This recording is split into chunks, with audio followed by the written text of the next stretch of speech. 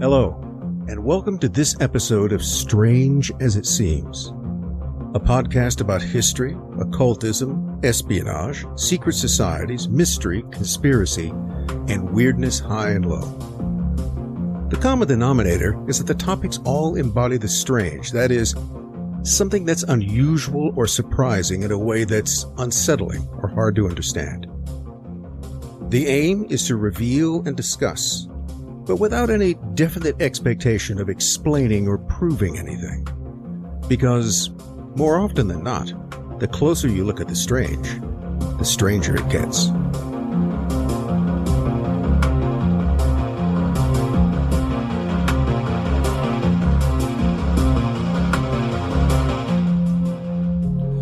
Well, Stephen, we're back once again for an episode of Strange as It Seems.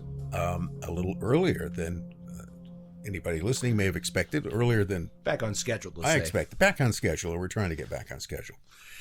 So, to get things up front, what we're going to be talking about today, if the title didn't already tell you, is what everybody else seems to be talking about. So, this is a shameless jumping on the topical bandwagon thing of talking about Jeffrey Epstein. Right.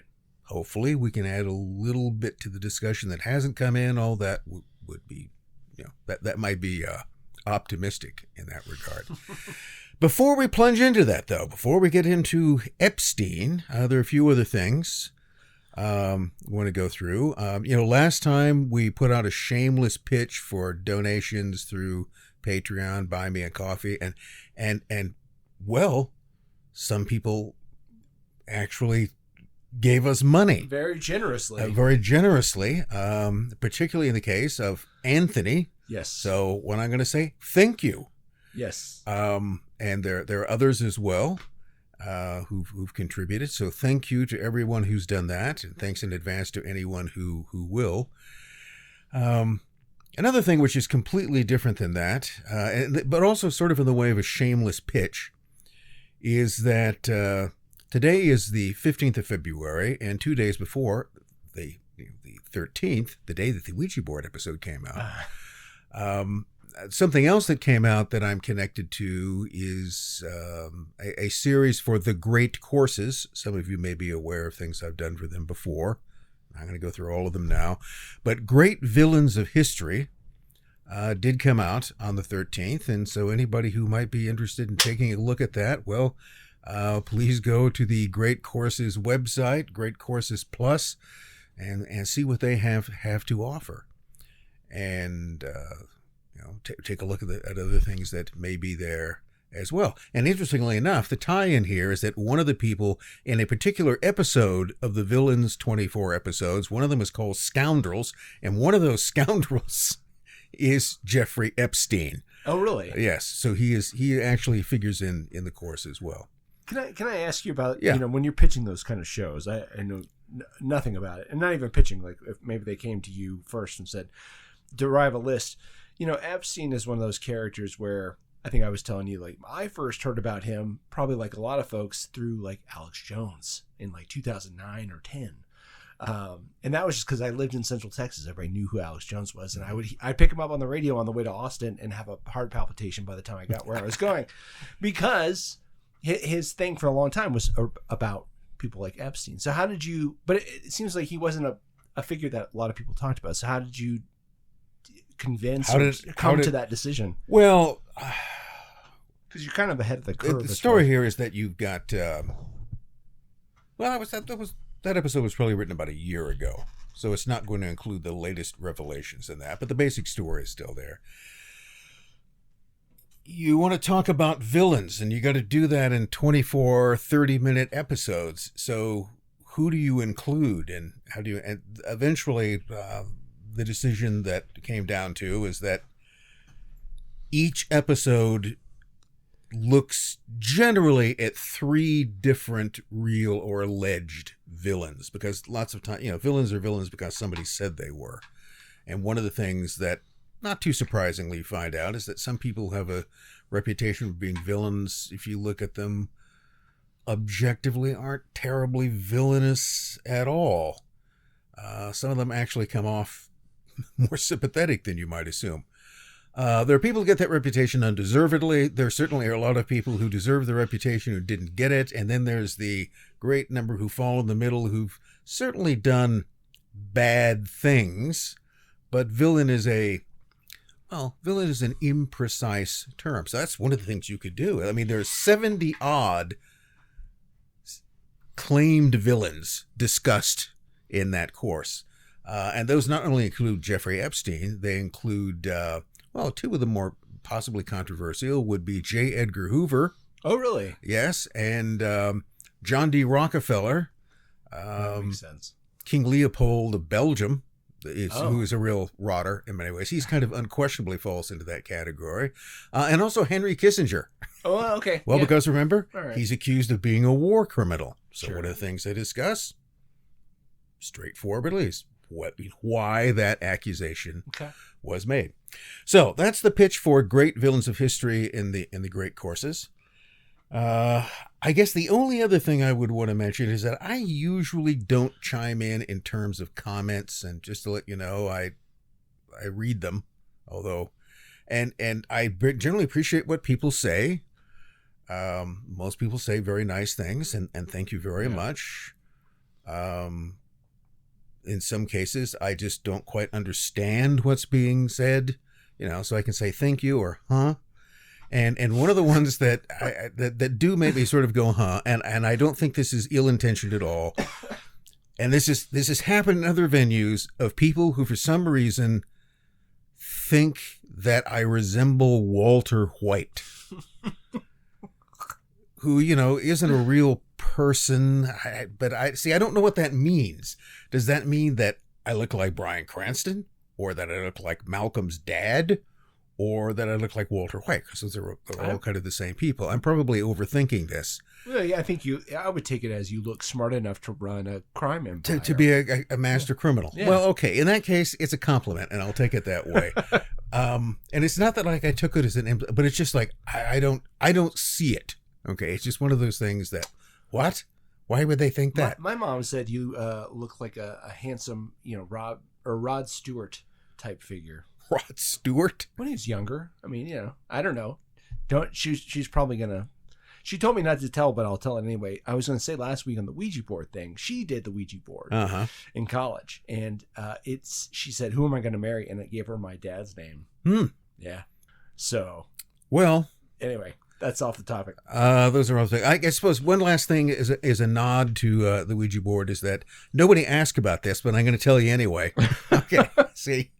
That's an historian right there. No one asked me about this, but I'm going to tell you. No one asked me about the War of 1812, but here's the. All right. So what happened to the Ouija board? What eventually became of it? Was it just put back in that closet and forgotten? No, my mom burned it. Okay. At some point, and I think this was a couple of years later after I'd moved out, she took it to the, we had a burn barrel because people did that then. They just burned their trash. Yeah. And she burned it. And it was just, I think at some point I came back and looked in there and it wasn't in there. And I go, what happened to the Ouija board? She goes, I burned it. So that's pretty much the way she talked. So that's how it ended up. Okay. Perhaps deservedly put on a pyre or not. Well, to add my 2 cents to what Rick just said about the last episode, there are 2 other folks who donated. I'm surmising from the names on Buy Me a Coffee. I think it's Lynn and Rebecca, but thank you for the donations, as well as Anthony. Very generous, and thank you so much. It's going to help. I've employed a second camera from my 2013 smartphone, so it's probably not going to be good quality. And I'll probably cut myself in once because I don't want to see myself. But you have to. Sorry, you have to. You have to look at yourself. I have to look at myself. Then people are here for the Dr. Spence portion of the show, so got to give the people what they want. I guess. Okay, my hand's big. Are they waving around? No, it's I figured out what to do here. It looks better. We put some lights up, and so we'll see. But appreciate everybody who's been helping out. I'm going to try to make things a little bit more coherent as far as ways to support the show, and really it's just about trying to keep the infrastructure going. You got to pay for the hosting, and I do some online clip things and subscriptions like that. But many thanks. And it's me who's engaging on the YouTube and the comment sections on pretty much anything. So apologies for the misspellings, but thank you for all the comments and back and forth, because it is helpful. And I do like to hear from people as far as, what can we improve on? And also, what episodes would you like to hear, or topics, I guess. What would you like to hear If next? you have a suggestion, those, we'll read them. I got a running list. So the one last thing I'm going to throw in here, for people chomping at the bit, is that I need to kind of pay back a plug. There's a friend of mine, a friend of ours, who's down in LA, a fellow by the name of Conrad Flynn. And one of the things he has is a Substack called Flynn Effect. So if you're looking for something to read on Substack, really interesting stuff, I think. You might want to check that out. And he's certainly given us a plug, and I'm giving Conrad one back. And this might interest you. What's a special thing you could remember about Conrad Flynn? Well, if anybody out there was a fan of the original Wild Wild West or Baa Black Sheep television shows that starred who? Robert Conrad. Well, Bob Conrad is Conrad Flynn's granddaddy. Okay, so he grew up around James West and has any number of fascinating stories to relate about that. Well, and hopefully he'll be generous enough. Again, he mentioned this on Tucker Carlson as well a while back, but I'd like to get him on when we finally do interviews. Have him as one of our, if not the first. That may be the next logistical step, but we'll see. We'll see. Okay, so enough. All of that stuff out of the way. Okay, so the topic for today is Jeffrey Edward Epstein. Now, that itself is an important little detail. People just kind of forget about middle names. And one of the things that they're often important in distinguishing, well, they can distinguish one Jeffrey Epstein from another because, there are quite a few of them. I feel sorry for a number of people whose name is Jeffrey Epstein. They're not there's not just one. So that is a kind of infamous name that a number of people who have just coincidentally happen to have. So we're talking about a specific person, a person who's born on the 20th of January, 1953, which makes him somewhat younger than I am, and who comes, here's the first thing that I would notice if I were just trying to piece together a kind of potted biography for him. So again, one of the things that my research too often involves are very often, dissolute characters. I guess he would fit into that. And part of the whole process is to try to determine what basic facts you can establish about them. And that often comes down, and this can sometimes be more difficult than you would assume, comes down to establishing, when they were born, who their parents were, where they lived, when they died. Those are the simple factual benchmarks you can come up with. So it's always interesting when you start collecting those things, everything from birth records to marriage records to pictures in high school yearbooks. You'd be surprised how many of those are widely available. You begin to form a kind of mosaic of this person. And so one of the first things that sort of jumped out at me when I was putting together material for the Scoundrels episode of Great Villains of History was how ordinary he seemed.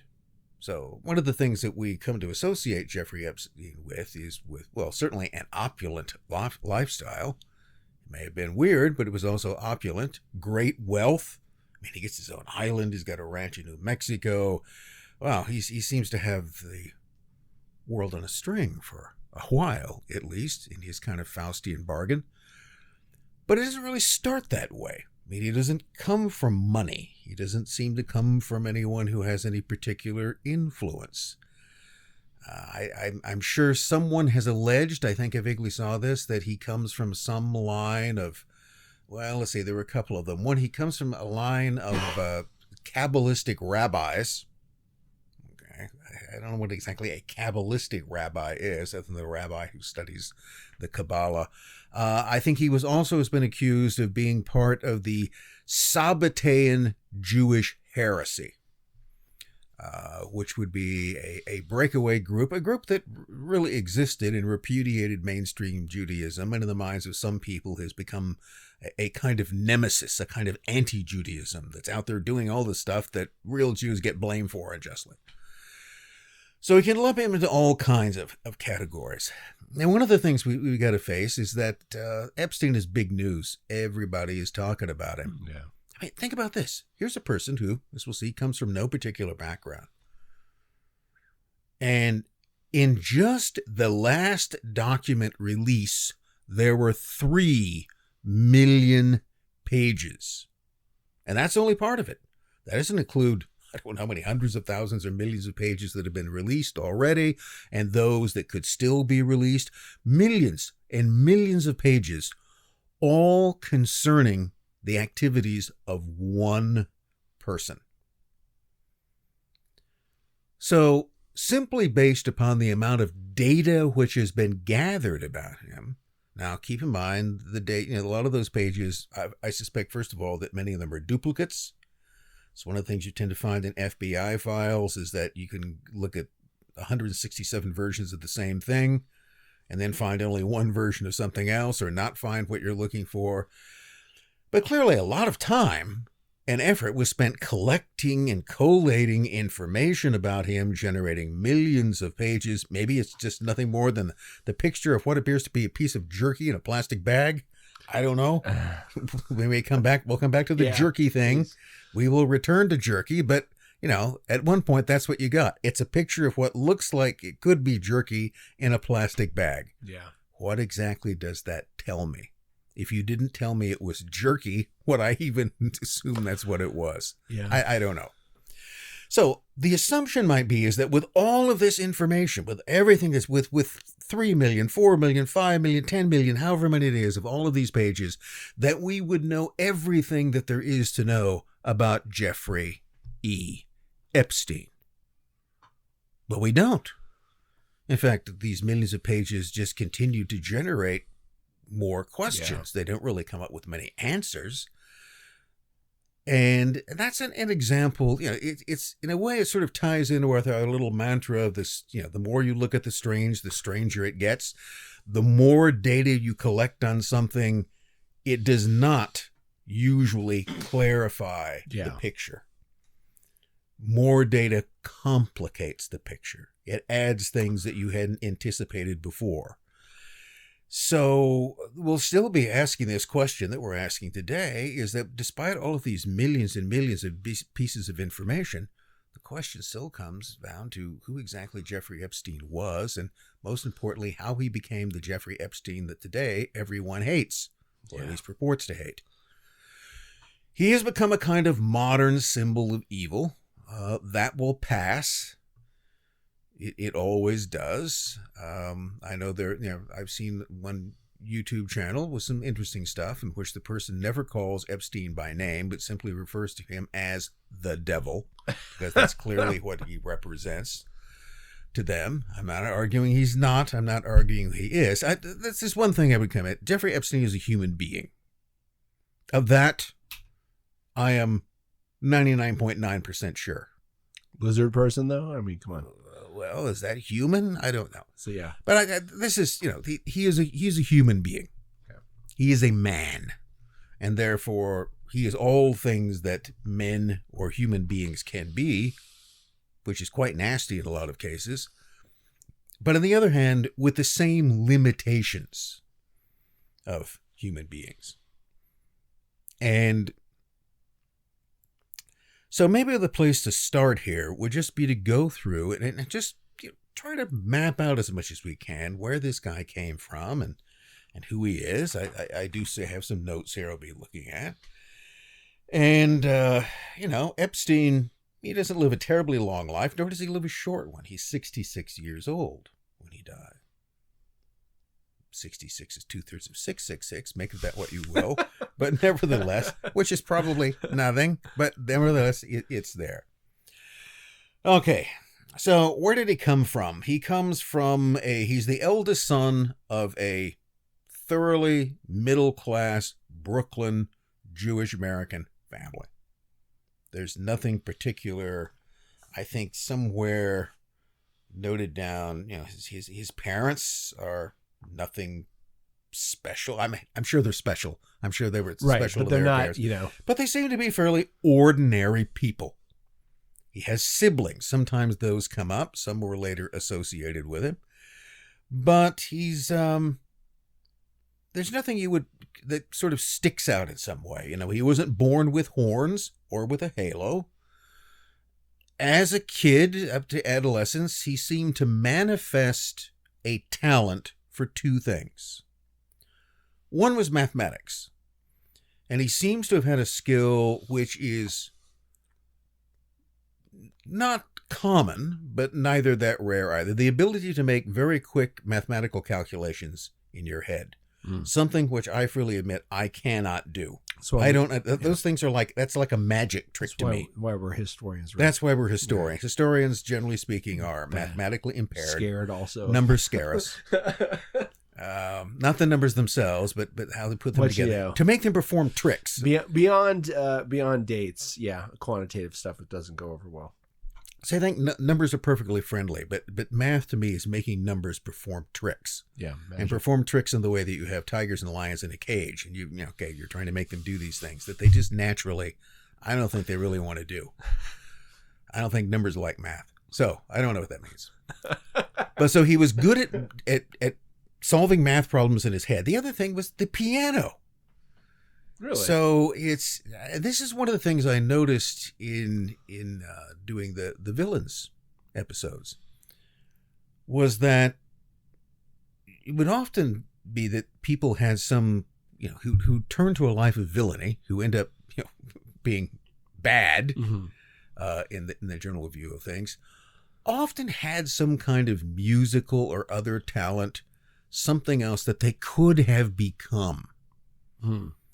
And okay. I'm not sure it's anything that would necessarily show, but if you're standing back looking at it, you go, well, they could have gone in that direction, but they didn't. Well, my stance so I worked in the Texas Historical Commission, or THC, which don't Google that at work, by the way. You don't get Texas Historical Commission, you get the molecule.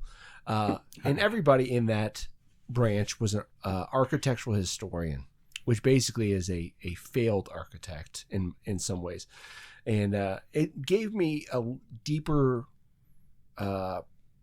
perspective on Hitler, because the failed artist aspect of the villainy, I think, mattered a whole lot, that you couldn't do what you really wanted to do, so you settled for second best. Now, in some cases, it might be this, which maybe that, not condoning what he did, but having the world on a string kind of beats being a concert pianist in some ways. Well, he was a good pianist, but he wasn't a great pianist. And you could construct that, you could make him do that if you wanted to, as the historical screenwriter. You could say what it was is he really wanted to be a pianist. Okay, he wanted to be, a concert pianist, but he knew he wasn't good enough. So he just turned to a life of financial crime and degeneracy. That's what drove him to. Well, I don't buy that. But anyway, it would fit it. But he was good at the piano, maybe not great. He was probably better at math. And so by the time he's in high school, the general descriptions you get of him, there are always people like, I remember Jeffrey. Oh, yeah. He wasn't a cool kid, but he wasn't a totally uncool kid. He was part of that large, undifferentiated mass of high school students who never really come into focus in either particular way. They just kind of show up at 8 a.m. every day and go through the motions and leave and keep doing it until they drop out or graduate. That was me. Yeah, okay, me too. So he wasn't a total nerd. He wasn't a cool kid. But one story I heard, and I cannot say that this is necessarily a fact because I don't know if it will be established, but it makes sense, particularly for a kid who's good at math. See, the thing is, most people aren't. And if you're good at something like that, you pretty much figure it out. So the story that I was told and which sounds perfectly plausible to me, is that in high school he made money, and maybe more importantly, he made social connections by doing people's math homework. Yeah. He could do these things very quickly, and I don't know whether he simply came up to the answers and sold them, or you said, this is my homework, and he did it for you.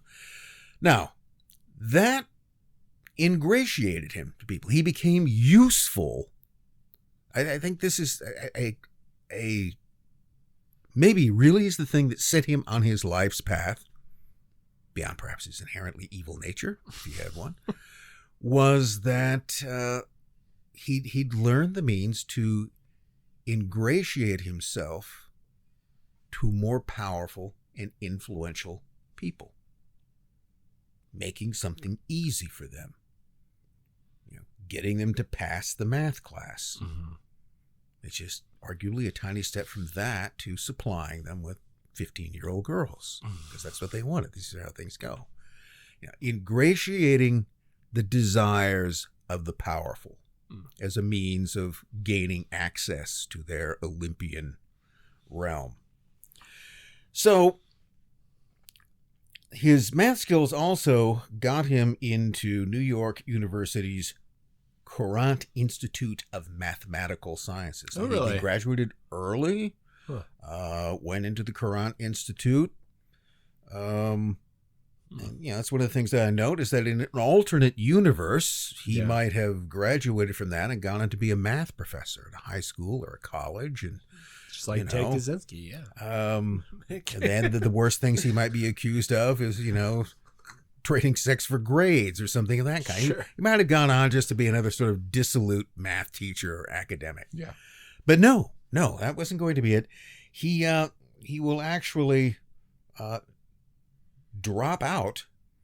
And one of the things he observes, interestingly enough, and I think this is important, is that he was once noted the fact that having a high IQ doesn't make you a good person. Yeah.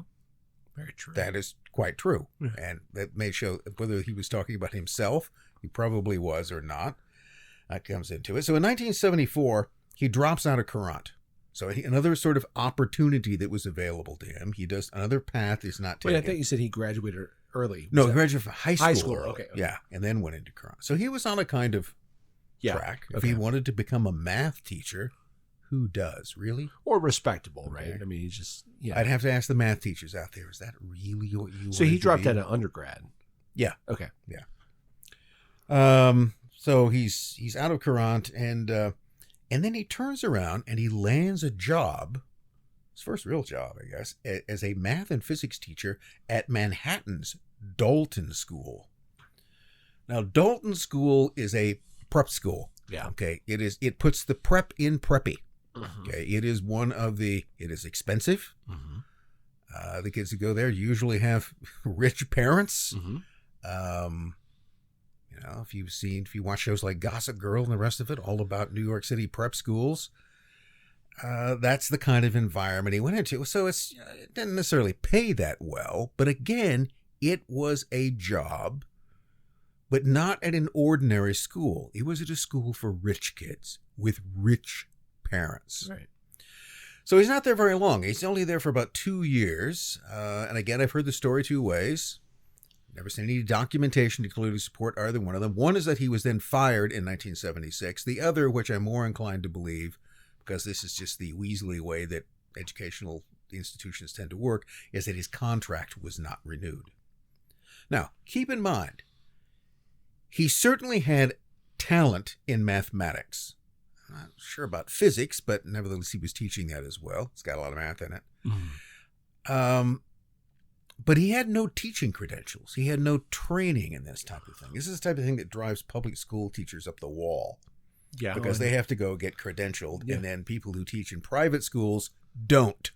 Yeah. Private school, it's just that. It's a private school, and they can hire any damn person they want to teach any subject that they want them to.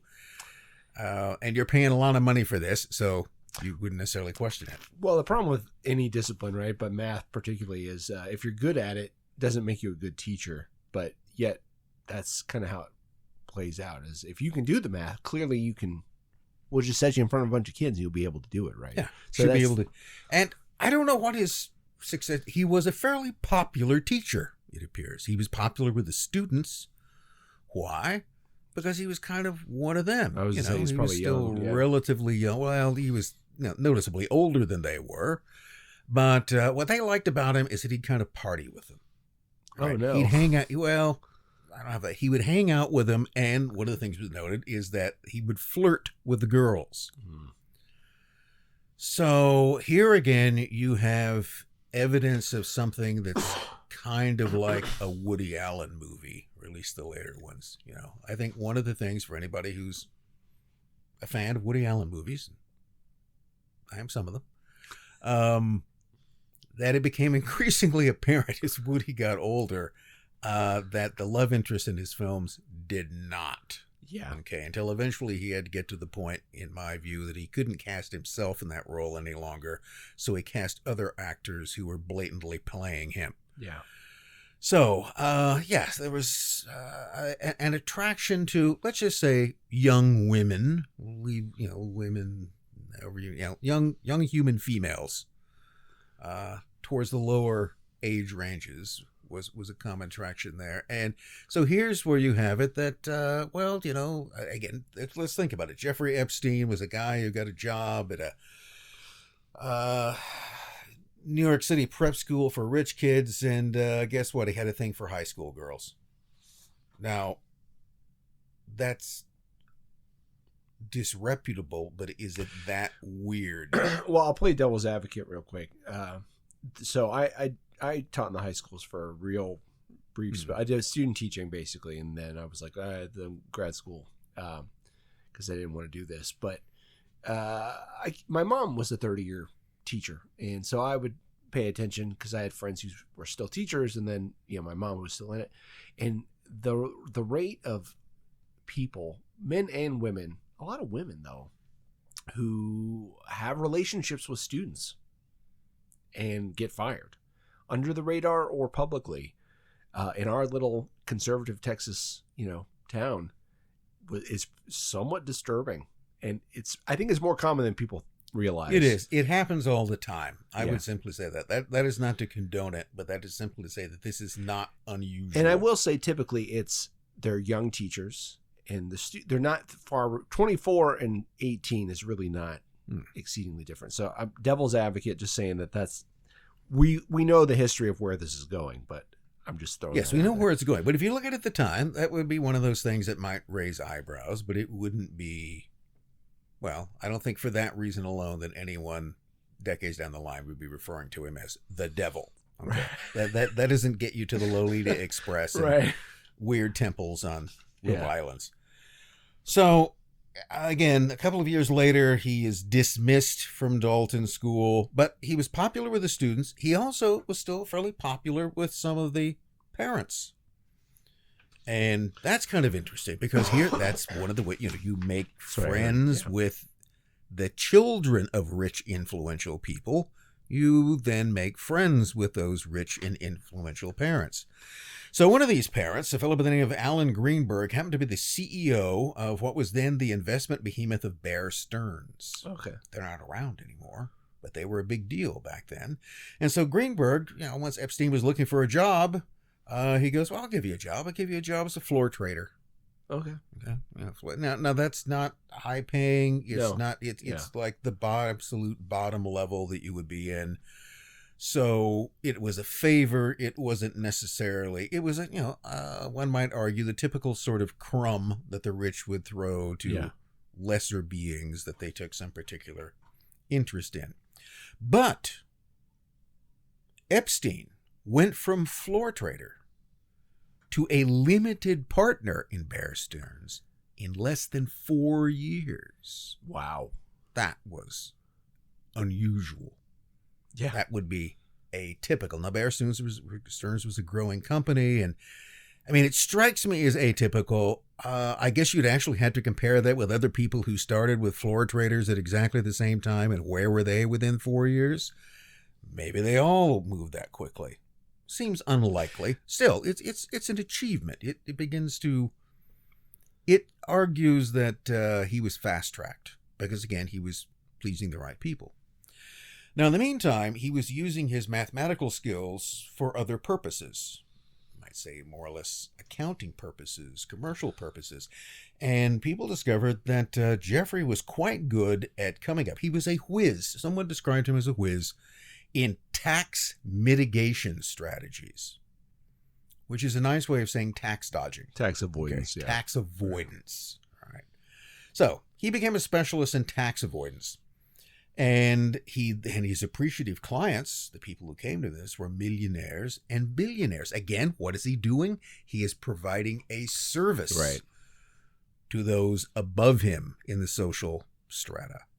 You know, the people he was doing the math homework for in high school were, some of them I bet probably were jocks or others in the high school elite.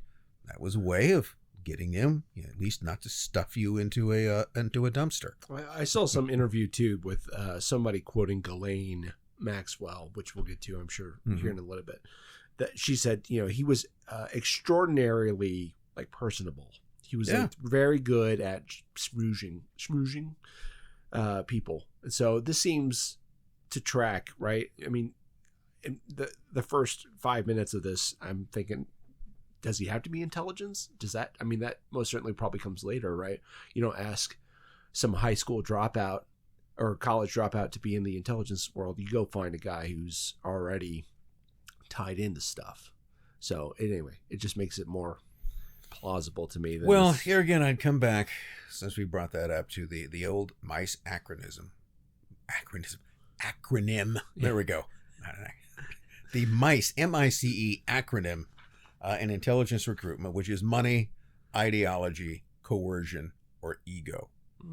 And if you look at spies or people who could potentially be spies, you always have to look at which one of those, what sort of things are at play. Money certainly would play. He didn't start out with a lot of money. As he goes on, he becomes wealthy because of the people he's associated with. He became rich by ingratiating himself with other rich people. And so money and all that went with that would be a huge incentive for him. Ideology, I don't see any obvious sign of that. Coercion, possibly. And it never hurts to have something over somebody. So maybe there was some kind of... the general thing that comes up in terms of his dismissal from the Dalton School is what was called improper relationships. And the question, I think, has been whether those were he was simply too friendly with students in general. Yeah.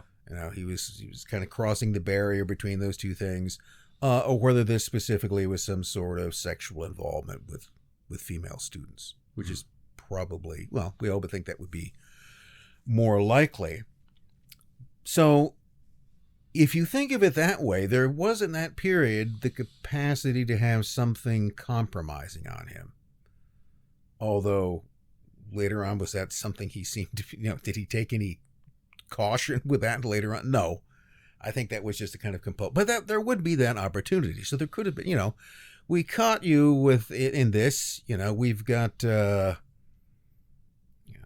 evidence of you and underage girls, but would you be interested in a job? But the other thing with Epstein, I think that played a role was ego. Yeah. Because he's in a position of selling himself as a kind of servant to higher ups. And whether, it's a bit like Greenberg giving him a job as a floor trader. Now, you would be grateful for that, but you might also resent it. All right. So this rich guy who says he's my friend has given me a job, but he's given me a shitty job. Maybe he wants me to prove myself, or maybe that's just all that he actually thinks of me. And so even while you are finding tax mitigation strategies for millionaires and billionaires, and to do that, you have to work amicably with them. You must be friendly. It always helps. Doesn't mean that he actually likes them. Yeah. Doesn't mean that he isn't carrying on a certain degree of resentment against them, which could mean that later on, whether on his own initiative or on the instigation of someone else, that he was compromising and filming and potentially blackmailing these people or setting them up for it. Well, he never liked them anyway. Yeah. Okay. Yeah. They're just all a bunch of rich fucks. Yeah. And they're just getting what it is it's that they more deserve. Organic. But look how many friends he has. That's one of the things you can marvel at. If you go through the email, he knows lots of people. Mm. He goes out of his way to know people.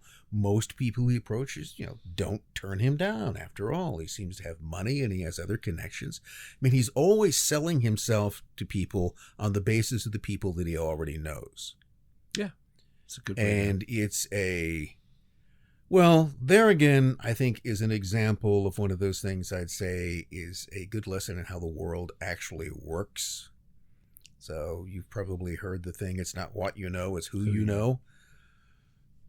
Even in my limited experience, I would say that is absolutely true. Mm-hmm.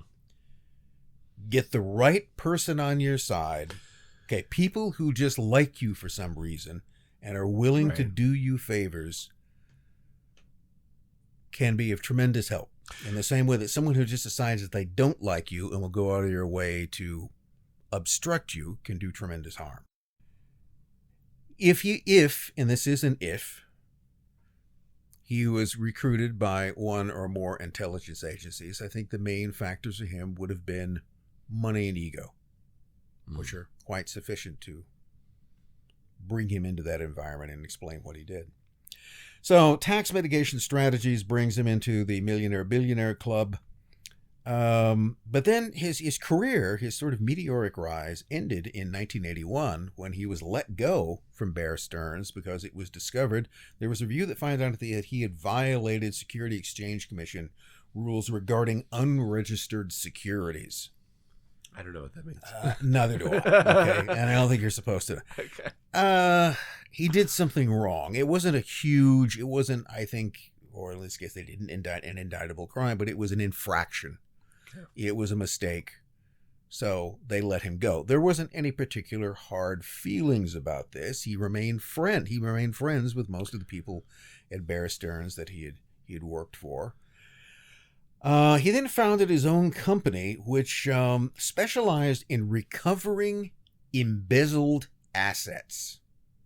Interesting. So you entrusted your money to Bernie Madoff, and Bernie Madoff spent it, or he transferred it somewhere else. Well, Epstein could hunt that. He could recover it down. Now, you got to consider the flip side of this, though. Your business is supposedly uncovering assets that have been stolen or, generally embezzled. Mm-hmm. Well, to do that effectively, you have to know how to hide embezzled assets, or you need to know how to hide assets. Right. If your business is finding things, you know how to hide things. So the suspicion that I suspect is more likely correct than not is that the real business he was engaged in was not really recovering embezzled assets, but helping embezzlers or others hide assets. That was it. All from a distance, it all looked like the same type of thing. So he became very adept at finding and moving and stashing money around the world. Okay. Now, if you have those kinds of talents, that's much more than just doing somebody's math homework. Yeah. Although it's just it's an extension of doing that to begin with. So he attracted customers. So a customer from this period was the international arms dealer, the sort of Basil Zaharoff of the late 20th century, Adnan Khashoggi.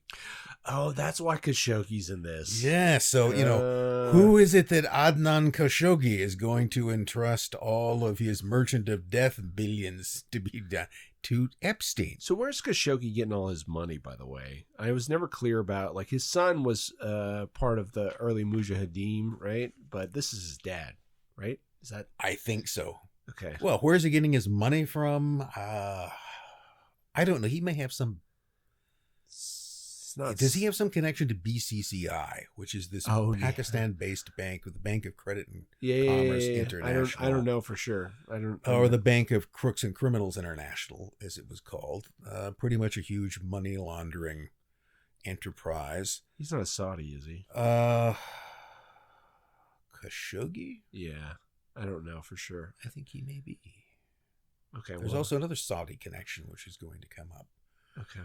So the other thing is that, asking where Khashoggi got all of his money is like asking where Zaharoff got all of his money. Sure. You could say arms dealing, but that hardly scratches the surface. Well, I guess, where the arms, because, this, when the Soviet Union collapsed, I'm just thinking about the great Nicolas Cage movie.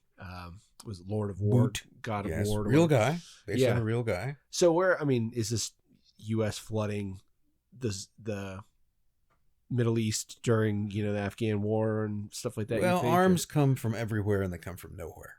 Yeah.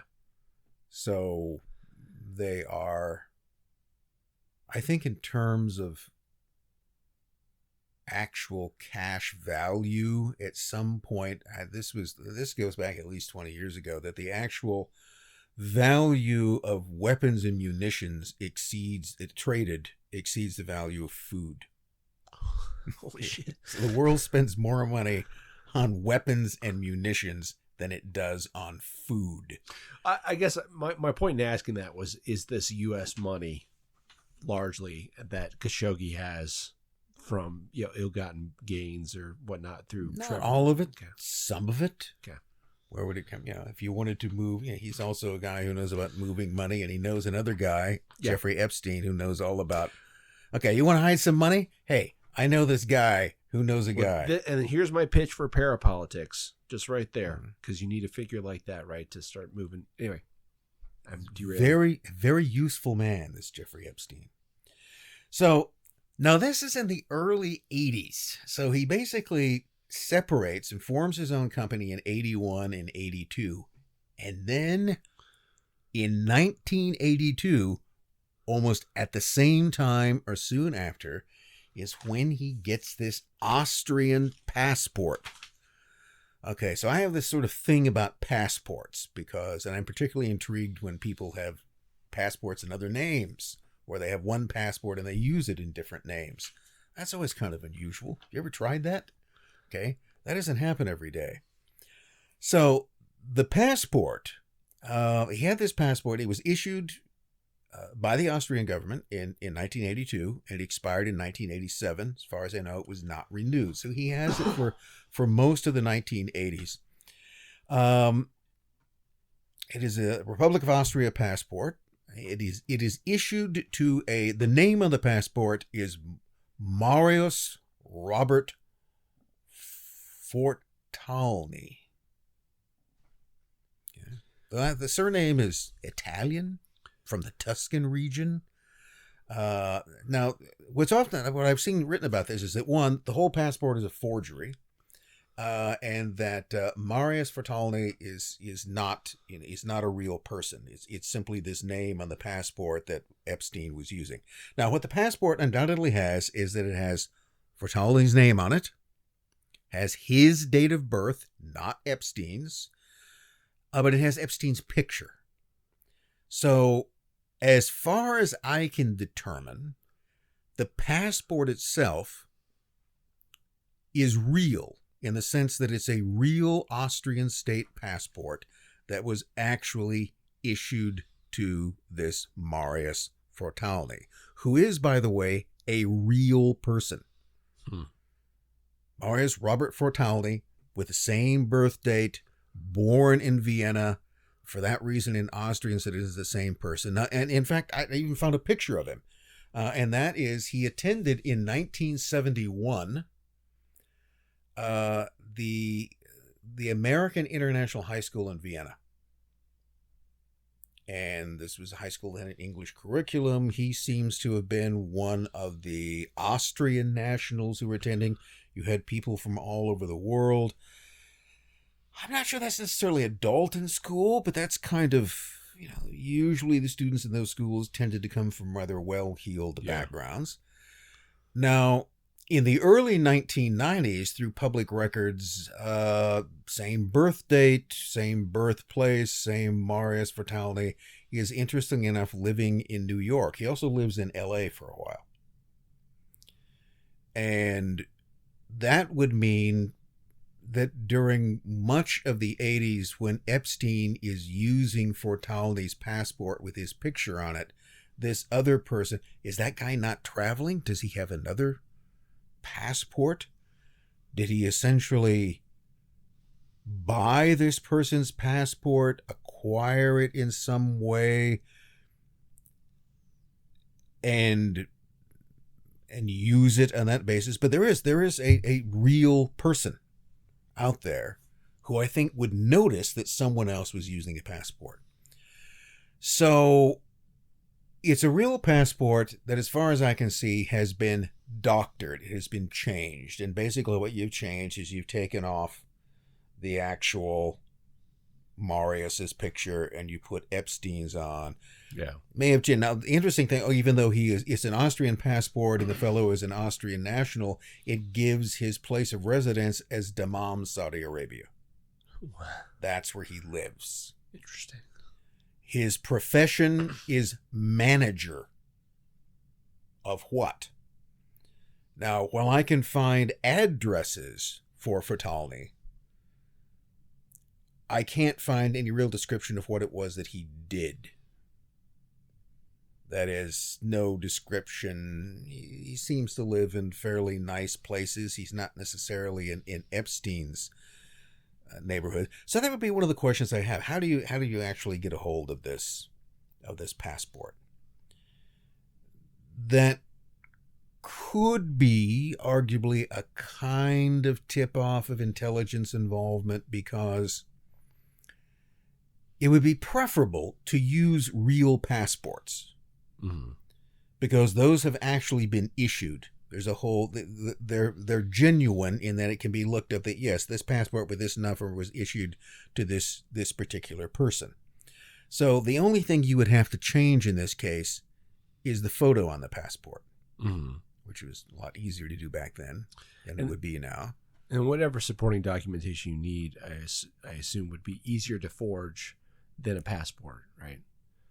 Well, if you simply if you created a fake passport, then it's like counterfeit money. The thing that you're going to have trouble with are the serial numbers.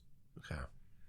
So you would have to, governments keep track. Every passport has a number, and they have dates of when they're issued. And if there's a number that doesn't fit with it, if there's a number that wouldn't scan because it's not part of, that's not the way Austrian passports are numbered, or that belongs, it's like a license plate. So you need a social from a dead person, right? So, well, in this case, it's a live person. Well, I know. This is way better. And that's my question here. Was he simply unaware of this, or was he in on it? Did he loan his passport out, or was this acquired or purchased in some way? Was he himself in some way connected with intelligence? And that's how that's what I would want to know, as to how this modified passport, how did Fortini's passport get out of his hands and into Epstein's with Epstein's picture on it? Yeah. But that's why it passes. And so I've seen people argue, well, what he mostly used it for was simply going in and out of Charles de Gaulle Airport. He didn't use it. Remember, he has his own Epstein passport, but he's using this one for lots of trips in and out of Charles de Gaulle. Why there? Okay. Pause. Okay. Sorry. Back to it. Okay. So in the 80s, he's branching out on his own. He's got this alternate identity which he's running. And again, something else which turns up, kind of an interesting thing to find. What they found was a special agent wallet. Usually the type of thing that the badge goes into, that they flash at you. And from the description I saw, they did not find an actual customs agent badge. They found a pin, a kind of small version of the badge is supposed to go in the wallet, but instead they found the pin. The pin and the wallet appear to be, from the descriptions, to be legitimate. There's no clear idea as to why he would have had these, but he did. So there's some other sort of interesting credentials that one has. So it was also around the same time, this is the 1980s, this is when he's running this separate identity, this Fortini character, that he begins telling people in an almost offhand way that he is an intelligence agent. He says he's an agent? Yeah. or an asset, I suppose that's, and he's basically goes, I'm working for intelligence. Now, it never seems to be clear whose intelligence service that he's offering around. But basically, I'm some kind of a spy was his whole idea. Now, that's never clear. Later on, a lot of people dismiss that to boasting. He was simply making up stories about himself, that his associating with rich and powerful people was giving him delusions of grandeur. But on the other hand, this is one of those things that I don't think it isn't proven, but it seems more likely than not.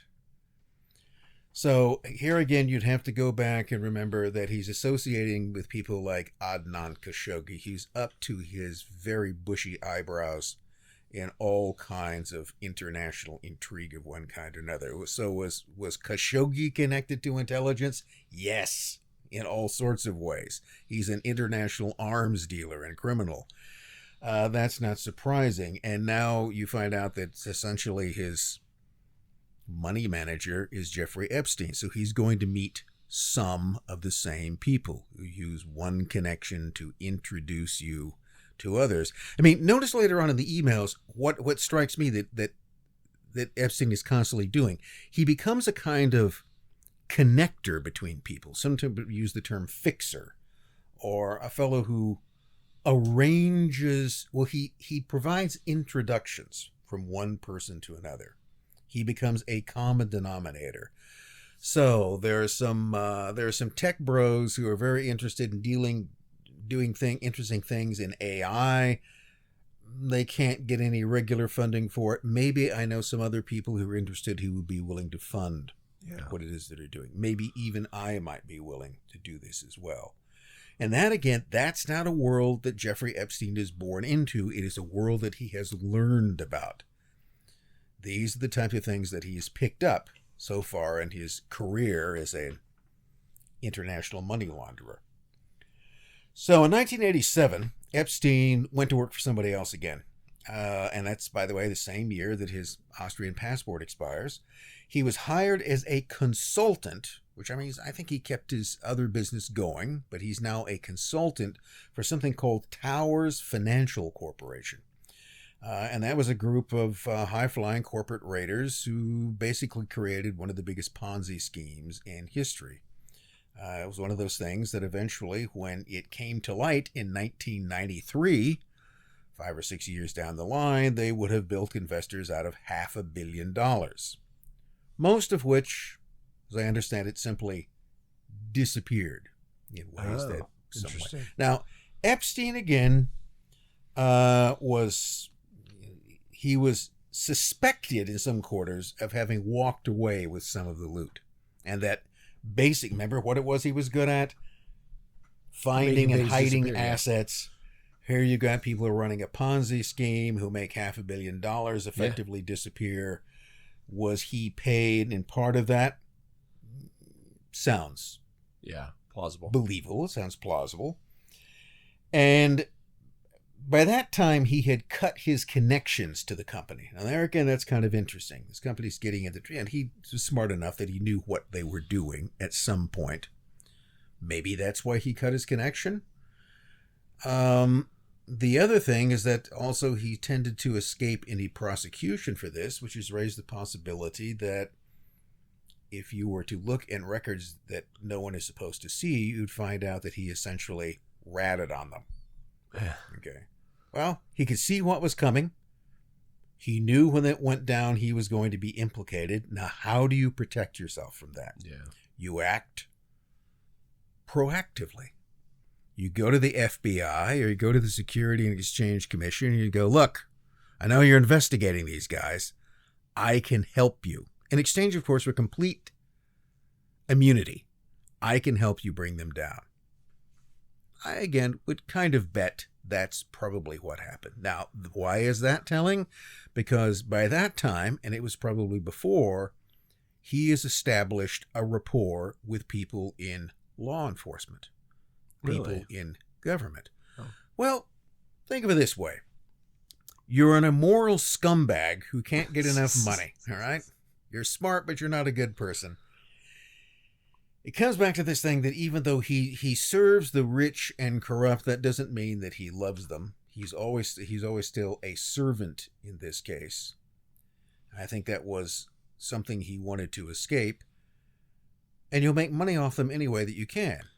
So he bailed out of Bear Stearns. He got out of Bear Stearns before that collapses. That's 2008. Yeah. I mean, they're around for, but he's still, he's well, the more thing that he could have been more severely prosecuted for arguably his violation of SEC regulations, but he basically gets a slap in the wrist. Yeah. He loses his job, and then he goes on to form a private company. Now, one might read into that a deal that had been made. In return for information you might give us on others. This is the point of it. I wouldn't see any reason why Epstein, if he thought, particularly if his liberty or money was at stake, wasn't going to turn on any of his clients. And that he bought himself out of the Towers financial fiasco by turning state's evidence against them. Yeah, why not? So he next shows up as the kind of best friend and financial advisor of Leslie Wexner. Okay, so Leslie Wexner's businessman. He's most associated with buying up the Victoria's Secret lingerie. I thought he was a cosmetics guy, but that's what he starts out in, and then he just decided that, I don't know, his girlfriend, somebody liked Victoria's Secret stuff, so he just decided that he would buy the whole company. But he owned lots of other things. He had a lot of money, and he'd set up a foundation, of course, to try to protect that in some way. Now, here's a little detail I came across not long ago, and I wish I could remember the guy's name. Not long before Epstein comes on board, Leslie Wexner had a lawyer and I think financial manager who was murdered. He was killed execution style. Okay, I was about to ask. Unsolved killing. Okay. And then Epstein basically moves in and takes over that role. Now, when your financial manager is murdered, you have to find somebody else. Yeah. It doesn't mean the person you just brought on has anything to do with having that person murdered. Right. But, it could have. So the possibility arises there that not Epstein, but someone helping Epstein. Mm-hmm. I mean, who do you have to know to have the guy killed whose job you want to get? Who might possibly be able to pull off that kind of operation for you? Hitman? Police officer? Working for whom?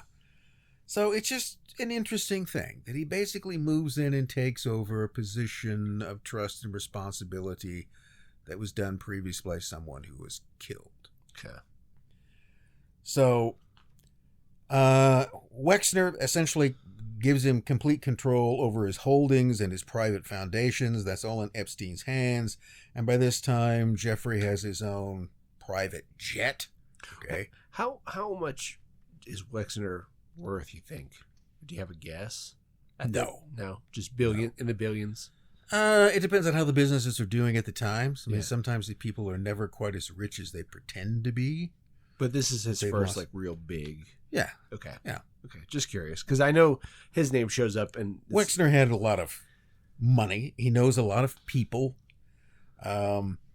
So Epstein's got a private jet. He's got his New York residence. He's got a house in Palm Beach, Florida, the Paris apartment, the ranch in New Mexico, Zorro Ranch, and, of course, his private getaway in the Virgin Islands.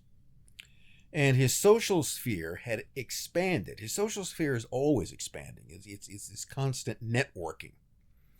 So it includes financiers, businessmen, nothing too unusual there, but also increasingly politicians, royals, intellectuals. There were simply, you've got, Noam Chomsky's has some kind of friendship with. His associations were eclectic. So they included politicians, royals, intellectuals, Hollywood big shits, excuse me. That was a Freudian slip, wasn't it? Hollywood big shots. And even, Britain's Prince Andrew, that pathetic person. And so he had maintained this very elaborate calendar, because you got to keep track of all these people that you're dealing with. And their names there, like Clinton, and Trump, and Weinstein, Harvey Weinstein was all a part of this as well. I mean, this is the thing. Towards the end of his life, in the last decade or so, Jeffrey Epstein just knew all kinds of people. He almost seems to have collected people. Well, the thing, I was talking to you about this before, but I saw some clip of Joe Rogan. He's like, oh yeah, my name shows up in there because they were trying to get me to go. And I was like, I don't want anything to do with this. So at the point, whenever I guess he gets exposed or, really taken in for his crimes, then he becomes toxic enough to like, all I got to do is send an email to basically entrap these people or to tie me to them and have their name show up in a database. Yeah.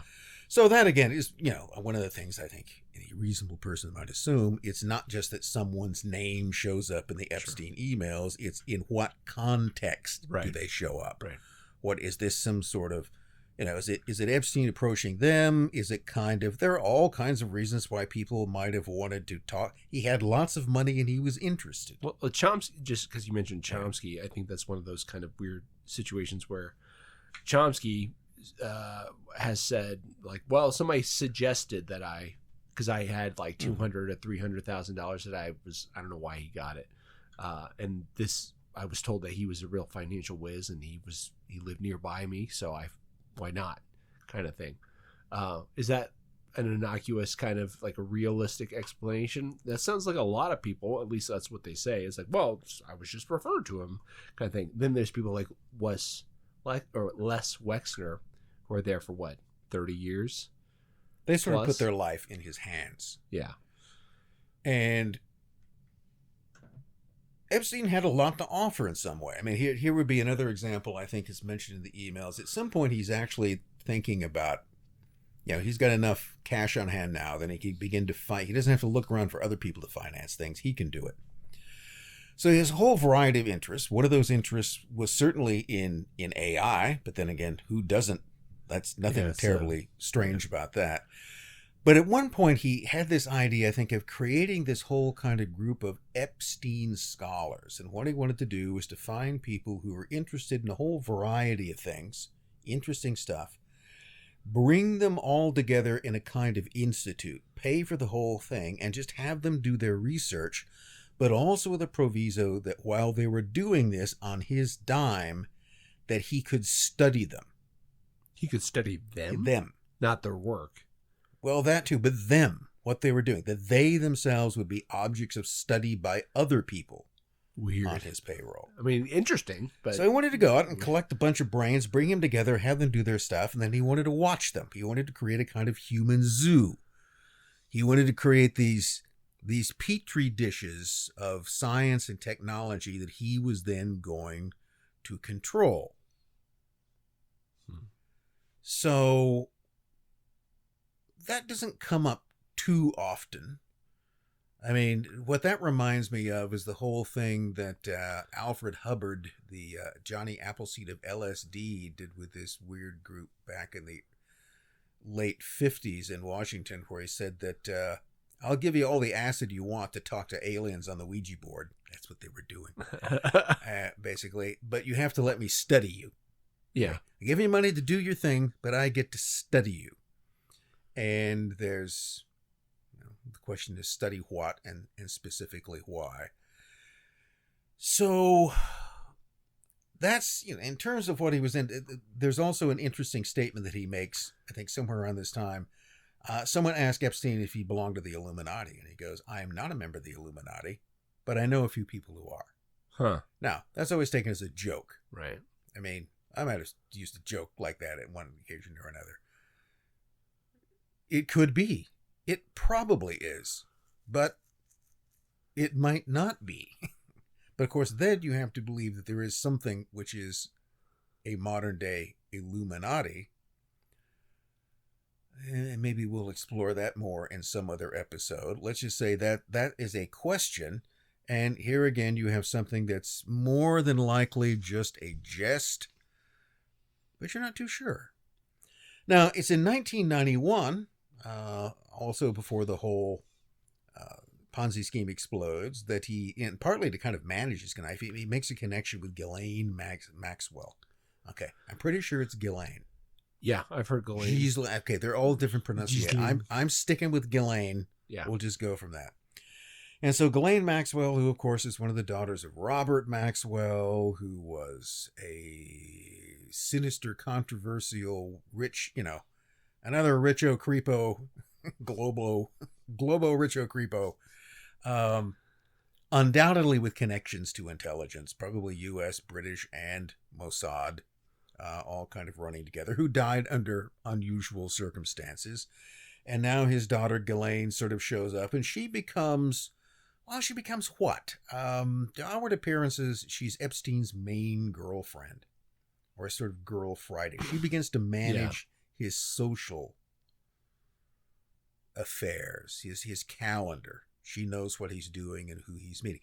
She is brought into a position of confidence, and that seems to be different, so far as I know, from other so-called girlfriends that he had. So whatever the sexual dimension of the relationship between he and Ghislaine Maxwell, isn't what it was essentially about. She was much more useful to him in other ways. You think she was a handler? Well, that's let's just stick with the simplest possibility. The simplest possibility was that she was a young woman who already came from a somewhat corrupted, compromised, and or enlightened background. She sort of knew how the world worked. And she came in to attach herself to Epstein as his, girl Friday, as his assistant, his sort of henchwoman. Okay. Mm-hmm. That can explain it. The other might be is that somewhere it was decided that Epstein needed a kind of controller. He needed some help in managing his increasingly because his life was becoming more complicated. He was getting to know more people. There were lots of things to juggle. He has all kinds. I mean, here again, if you go through the emails, he's talking to all kinds of people about all kinds of things. I don't know who has enough time to do that. I mean, it doesn't seem to me that he's spending a whole lot of time running any kind of financial business, because he's just mostly emailing people and setting up connections between. He's now become this connection between other people. So yes, the accusation can be made, or you can raise the question as to whether or not Ghislaine Maxwell was another intelligence asset who was basically brought in to help run Epstein's operation, which then, of course, the question being, what operation was that? Her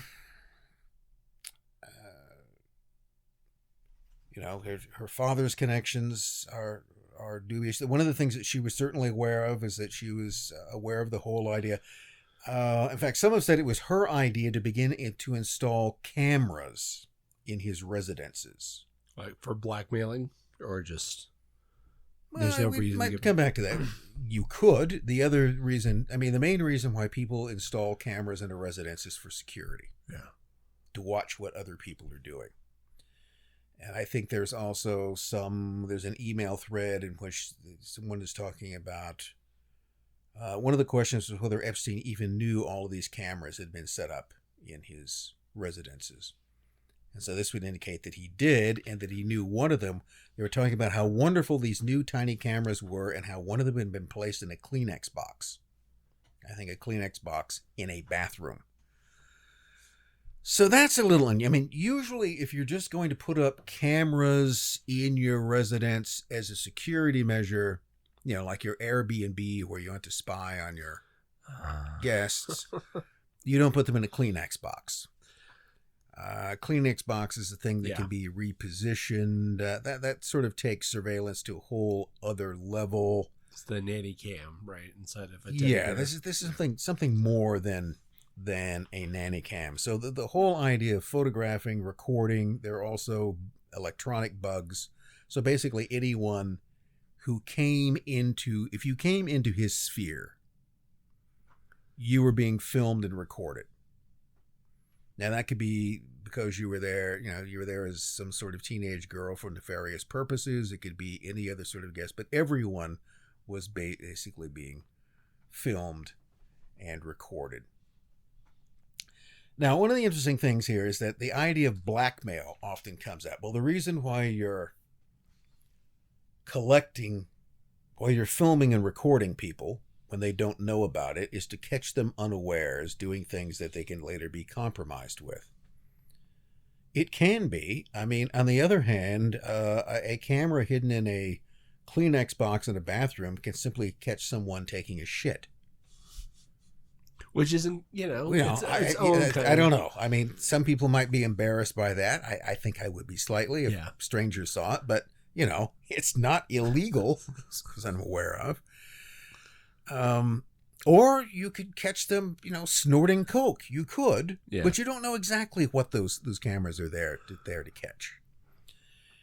And now the FBI, again, as far as I was aware, has said more than once that they have found no evidence in going through the Epstein material of blackmail. What, like he's extorting people for money? Well, there's no evidence of extortion. I mean, evidence of extortion would be an extortion demand or that someone complained of being extorted. I don't know if anyone has come forward and said that Jeffrey but then think about it. Are you going to come forward and say Jeffrey Epstein was blackmailing me? Well, that's the big contention about all the tapes that were in the vault, right? When they raided Epstein Island, Little St. James, that he had all the tapes, and that's he's got lots of tapes. That's the leverage. He's got CDs full of images. He's got pictures of all of these girls sort of raided. He's got what looks to me, if he ran a modeling agency, this is what he's got lots of pictures of young women. And they look pretty much like modeling pics in some form. I mean, some of them are more pornographic than others, but they're basically just advertisements for these girls. They seem to be a kind of cat. And maybe you just like to collect these images. I mean, you have to, but consider that possibility. The fact that the FBI says that they have no evidence of blackmail, I think that may be kind of disingenuous, but evidence of blackmail is that you've got an email in which you threaten someone. I mean, if I have no extortion demands, if I have no one claiming extortion demands, then blackmail just becomes an assumption. Now, it can be a pretty good assumption in that case, but again, this is one of those things that's often taken for granted that this was going on, and there's not. Because where do you think you're going to find evidence of that sort of thing? So the problems for him begin to arise in 2005, 2006. And this is the background of this. The general story you get is that there's this 14-year-old girl in Palm Beach, Florida. Remember, he has a residence. And she's eventually found to have a lot of cash. They can't really explain where that came from. And then she goes, well, Jeffrey Epstein paid me $300 on different occasions to come in and give him a naked massage. And I'm not even sure initially whether she says, oh, and, a blowjob or whatever else it was going on. So now the background of that, though, is kind of interesting. There's always a backstory as to how they come across this. And supposedly it began with a fight between two girls at one of the high schools in Palm Beach. These two girls get into a fight. Supposedly got into a fight in the bathroom. One of them is yelling at the other when she's calling her a whore or a prostitute. Officials come in and break it up. For some reason, they go through the girl who was accused of being a whore and a prostitute first and find a lot of cash. And there's a question as to where this cash comes from. And that's when the story comes out. So if they'd never so somehow the argument being is that these two girls had never actually gotten, if one hadn't done something to piss off the other and start this fight, there would have been no intervention by school officials, which wouldn't have led to the discovery of this, and thus the whole thing might remain a secret. There's another version of this that holds, that the girl who was accusing the other one of being a prostitute and whore was simply angry that she hadn't been invited in on this. So, he got an accusation, so he is arrested. The FBI get involved. More and more women come forward. Eventually, there were about 50 people who essentially say that Epstein paid them for sex or solicited them for sex. The FBI looks into this, and a grand jury is impaneled in 2007. And Epstein at one point is looking at a federal indictment on multiple felony charges.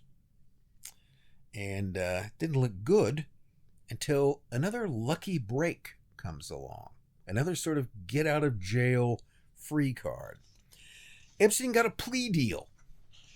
Okay, apparently they've got all kinds of witness testimony. Now, here again, one of the arguments that has to be taken into it is that, well, one of the things in this case, you've got 50 people, you got 50 women or girls who will come in and make these accusations in private, but none of them, or very few of them, want to go on the stand and do this.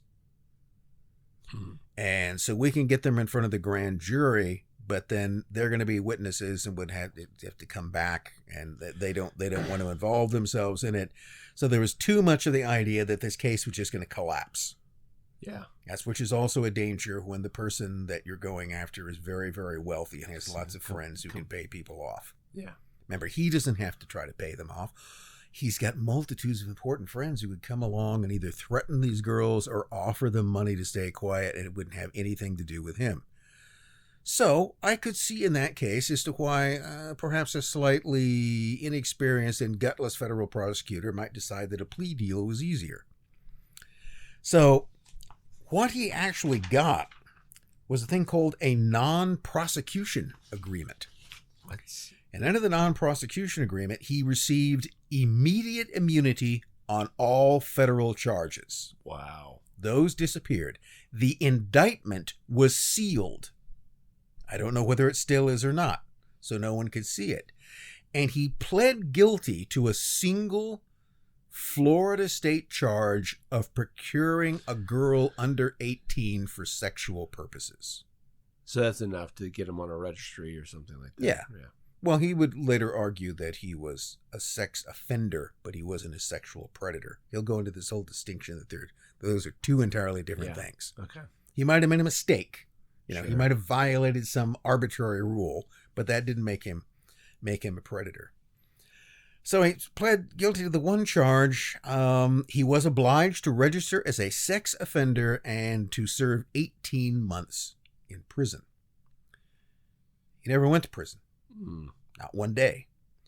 He did 13 months of his sentence, basically in a kind of hotel wing of the Palm Beach police facility. So there was like a little residence next to that, and that's where he was. And he got to have daily work release. He got to go to the gym. He got to go on shopping trips. So he just stayed in what was essentially a private room next to the Palm Beach Police Department for 13 months. And then he got out, and he was supposed to have a year of nominal house arrest, which he violated repeatedly and with impunity. Yeah. No one enforced that at all. Now, the most interesting thing about this whole arrangement to me is that, remember, there was this non-prosecution agreement. We drop all the serious charges, pretty much plead guilty to one charge of, soliciting for prostitution. You get to do your time without actually doing your time. Who was never informed of the terms of this agreement? The victims. The victims and their families were simply told that a plea deal had been made, and they were never told what the terms were, clearly because they wouldn't like them.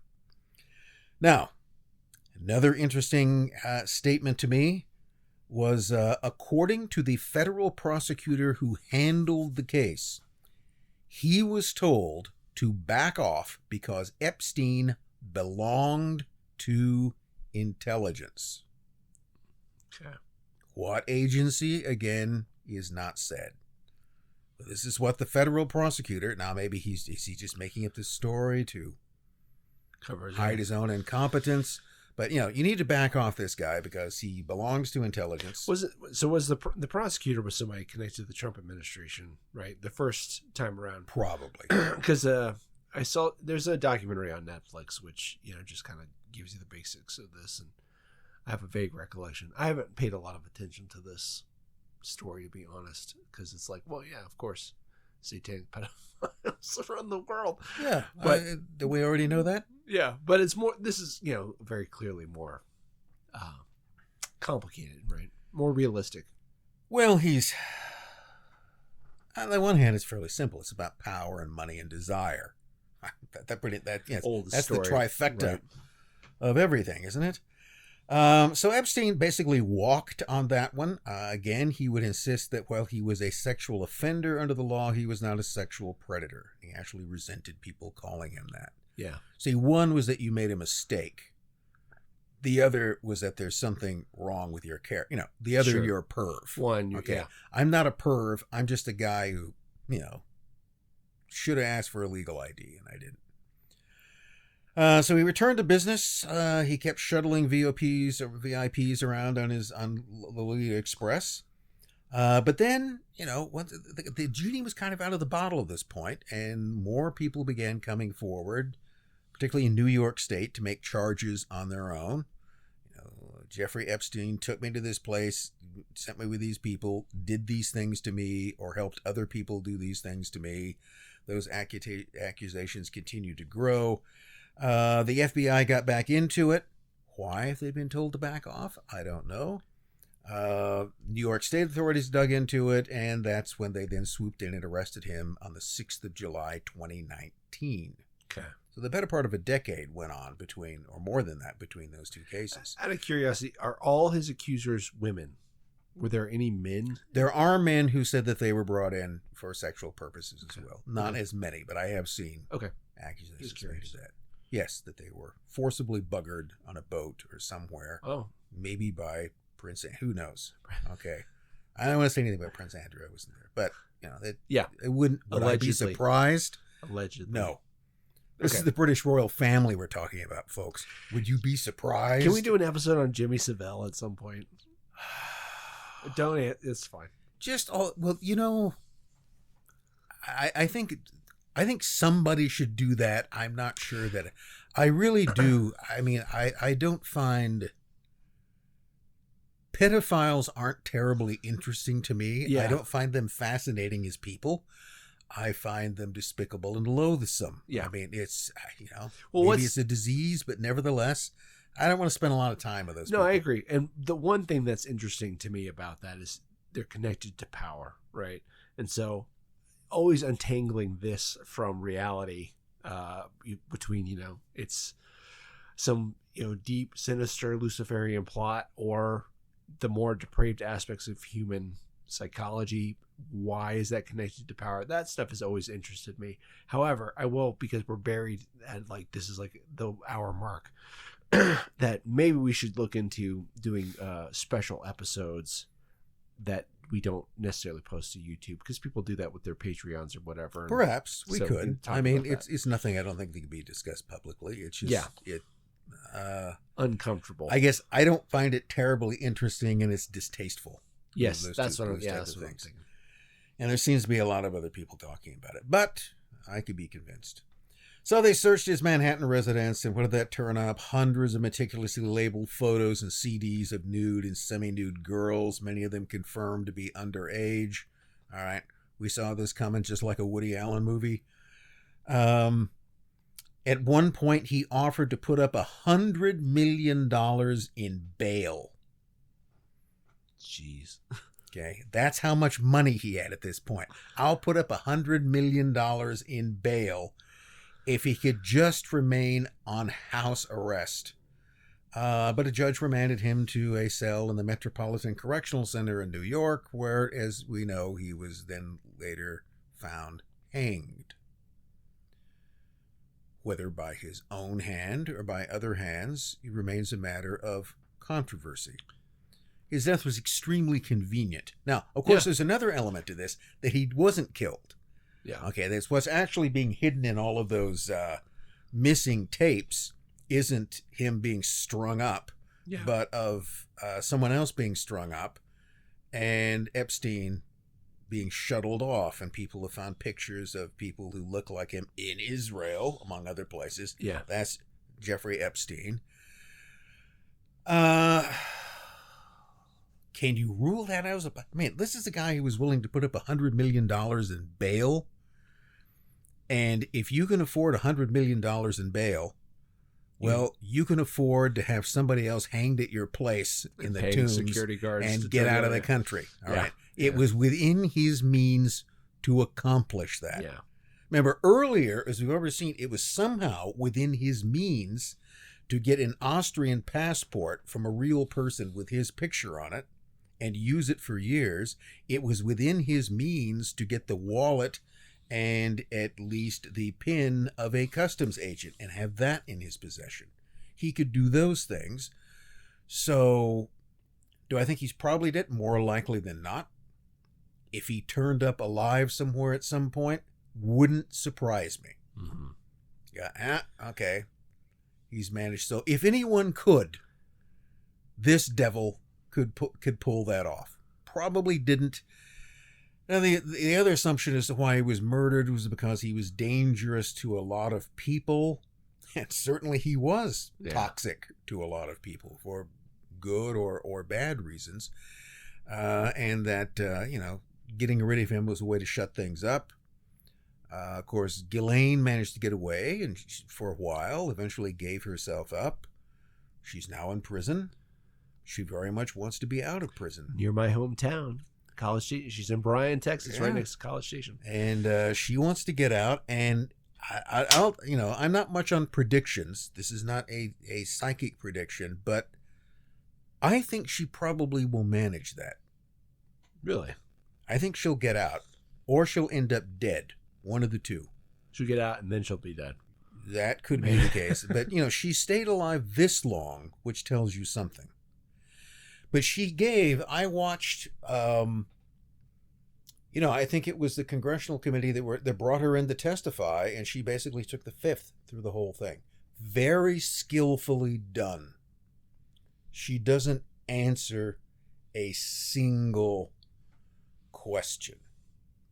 Okay, and here again, as it's been explained to me, if you ever find yourself before a grand jury or something else, never answer any questions. Because once you do, because the person who's asking the questions in this most recent case would say, can you tell us about other collaborators? Can you give us the names of other sort of collaborators with Jeffrey Epstein in criminal activities?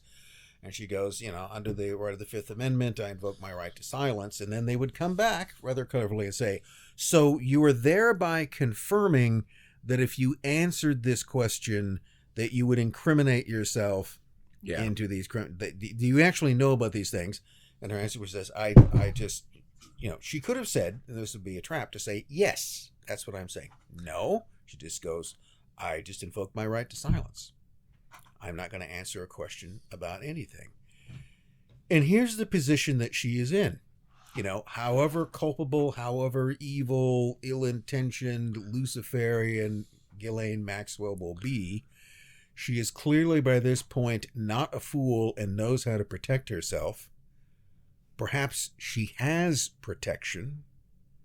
Remember, if there's something to the extent that she was a controller or a handler sent in, that's who's protecting her. That's who's kept her alive at this point and who will eventually get her out of prison. Because who knows? The question is, what's Epstein really up to? What does jerky actually mean? What's pizza and gravy? People want to know what the meaning of this is. And if there's one person on earth who knows, it's Ghislaine Maxwell. Yeah. And we know that she knows that. And she knows that we know that she knows that. So she has all kinds of information. And she can give that information. And she's made it very clear that she will give that information under the right if she's pardoned. Yeah. Okay. Set me free, and I'll give you the answers to the questions that you have. Or I will give you answers. Now, there's always the question, is she going to tell you the truth? Right. Yeah. What if she then claims that, well, really, I didn't know anything about this type of stuff, or I don't know. Well, she can lie under any circumstances. I mean, it's, well, as I was pointing out to a group of people the other night over some beer, there's always another way to get information in, other countries. Right. If you know someone knows something. And if you know that they know it, that's fairly certain in this case. And it comes back. And the simple idea is that she could be physically coerced into giving out that information. I'm not advocating torture. I will note, however, that contrary to what's often said, it works. Does it? Well, probably better than you would think. Yeah. Because in a position of psychological or physical duress, a person is probably more likely to blurt out the truth than to come up with a complicated lie. Yeah. That's why, for instance, if you're in the military and elsewhere and you're supposed to be trained to resist interrogation, what you have to do is memorize certain things. You don't extemporize. Interesting. Okay. You don't make up stories, because that's not really going to work. Yeah. You have a preset. It's very hard to think while your fingernails are being pulled out. Or when you're having water poured over your face. Or whether you're simply being kept up at all hours. There are physical means of coercion that would get the information out of her. Yeah. And done properly under duress, that is most likely to at least get it more truthfully than otherwise. Because she could lie to you in any of the cases. Yeah. You really have nothing to lose in a sense. Maybe what she's going to tell you is a lie, but you're going to have some kind of, I mean, there's that kind of argument that can be made. Which is more reliable, the information that a person freely gives in return for a favor, or the information that you have literally pried out of them on the application of a hot poker? Okay, and they tell you this to make you stop. There are a lot more sophisticated ways to do it than hot pokers leave marks. You don't want to leave that type of thing. Yeah, see, that would always be an option, and let's face it, that type of thing could be done under any circumstances. I mean, all you have to do is get her out of that prison in Texas and take her to a black site in some country where that type of thing is perfectly legal. Yeah. Intelligence, though. Back to intelligence, right? I mean, we know the CIA runs these black sites and so on and so forth. But my guess the whole time, even, back in 2009 or 10, when I first heard it on Alex Jones, was like, oh, that's going to happen. If they're intelligence connected, I assumed the same thing was happening when, Trump was like, it's not a big deal. It's an old story. Let's not talk about it. Because there's a lot of intelligence groups, FBI, and I think in the Netflix documentary, they were like, oh yeah, it was FBI for sure that he was an informant on for some reason. Maybe there's CIA, whatever. Whoever it happens to be, many agencies, they're not going to let the cat out of the bag necessarily on this guy, because I would bet you that he provided information to all of them. Yeah, that's my thought. And not just U.S. agencies, but anyone else. My guess would be is that he's not the pet spy of any particular service. He is an unscrupulous egomaniac who wants wealth and power and the ability to indulge his vices freely. And he got that for years and years and years. I mean, the most telling thing to me is when he gets caught in Florida and there's this whole deal that just allows him to walk away from the whole thing. And there does seem to be a fairly concerted effort to try to just kind of shut things down. I mean, I think there are a couple of other questions that come up in this. Part of this release of 3 million documents, with possibly more to come, is that notice what's happened. It's created this kind of feeding frenzy. And people are going through this stuff, and they're just going everywhere at once. Yeah. And I think most of the stuff they're looking at is inconsequential. It's never going to lead you anywhere. You're never going to figure out what jerky was. I mean, maybe Ghislaine knows. Maybe she goes, I don't know what jerky was. All right. It was just jerky. I would never believe that, but I'll tell you why. Whatever the jerky was, it's not jerky. At least from this planet. But part of what this has done is to create a huge distraction. Yeah. I mean, everybody's now going, and they'll be going through these emails forever, and they'll find more stuff, and they'll find that, and they'll find stuff as legitimate. They'll take stuff out of context, and they're just all going to fritter away their time and energy going through this garbage pile. Yeah. And that will keep them busy without actually giving them anything genuinely actionable. Which then leads to the second thing that I've sometimes considered is that what is the Epstein frenzy distracting us from? Yeah. So anytime I see something come in, and I know people are going to say, Rick's paranoid. No, I'm not. I'm pronoid. Okay. Which means it's real. I don't know. This is a possibility that, anytime something is simply thrown out, which creates this kind of large distraction. Yeah. It can be, and often is, a means of a distraction. It is a diversion. So is there something going on that we should all be paying attention to? I mean, is it like a pending war in the middle of I was about to say we're about to go to war with Iran. Okay. Well, we were, then we weren't, then we were, and then we, Trump said something about it. It's like Greenland. What's going on with that? Okay. Buying it slowly. Maybe. I don't know. No, it just disappeared. It was like, we must have it. We're gonna invade. We're gonna go in. Okay, This is gonna be done. It's ours. We must possess it. And then it's like, we reached some kind of deal, which this is an aside, I think was simply the deal that already existed from 1953, which allowed the U.S. to build as many military bases as it wanted to. Yep. That would kind of suffice. But now that's so notice the way that these things just monopolize the headlines and then they disappear. So I would simply think, keep your heads on a swivel and pay attention to other things that are getting much less attention to this pile of garbage which has been dumped out for the rats to now go through looking for crumbs. So when it comes down to things like specific things, so I mentioned jerky. Okay, here's why I don't think they're just talking about jerky.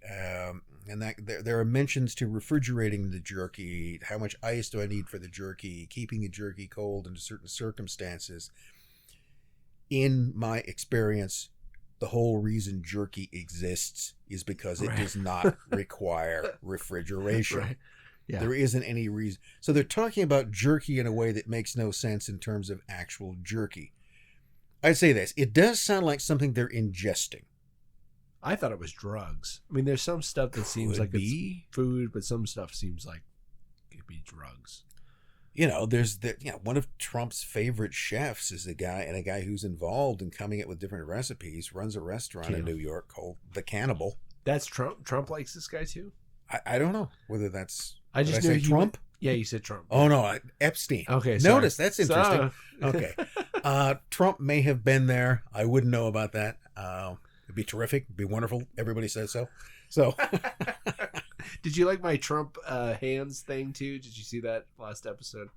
That when you were like, my hands look huge, and I pull anyway. Oh no, I pulled from the debate when But so. If you're in a restaurant that's called The Cannibal, you're talking about stuff. I mean, let's cut to the chase. Could this be baby meat? Are these people Luciferian cultists who are eating babies? Well, Roseanne Barr, among others, have been telling us that's the case for years. Yeah. And now she's saying, look, you all said I was crazy. Okay. Nowhere in this does it say anything about eating babies? But then if I was eating babies, you probably wouldn't say it. It is a code word. Right. Pizza, as it's used, is pretty clearly a code word. Grape soda, which I've seen elsewhere used as a well-known code word for rape. Oh, really? Yeah. I don't know whether that was just invented in some case or whether that, I don't know. not with the lingo of all the kids to know exactly how they're using that, but so you have a lot of people talking in code. And the reason you do that is that you're hiding something from people who are on the outside. This is a typical part of an in-group behavior. Exactly what they're talking about is unclear.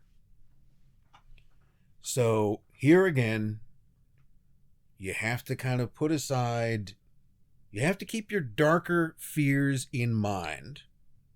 Those, I mean, look, there are freaky people in the world who do freaky things. And if anybody was freaky enough to eat babies, I think Jeffrey Epstein might have been one of them. I don't have any problem with the idea that he and his creepy friends were doing that. The point is that you couldn't really take that in as evidence to prove that anybody, you could prove that people are engaged in activities that they're hiding. Mm-hmm. And more than likely we'll never be entirely sure of that. And often you're just left with suspicions. Now, the whole pizza thing, does that, people say, well, this vindicates Pizzagate. Right. They're talking about pizza being code word for, you know, eating kids or pedophilia. Now it shows up in the Epstein files. So I think it's interesting that the same term shows up. Mm-hmm.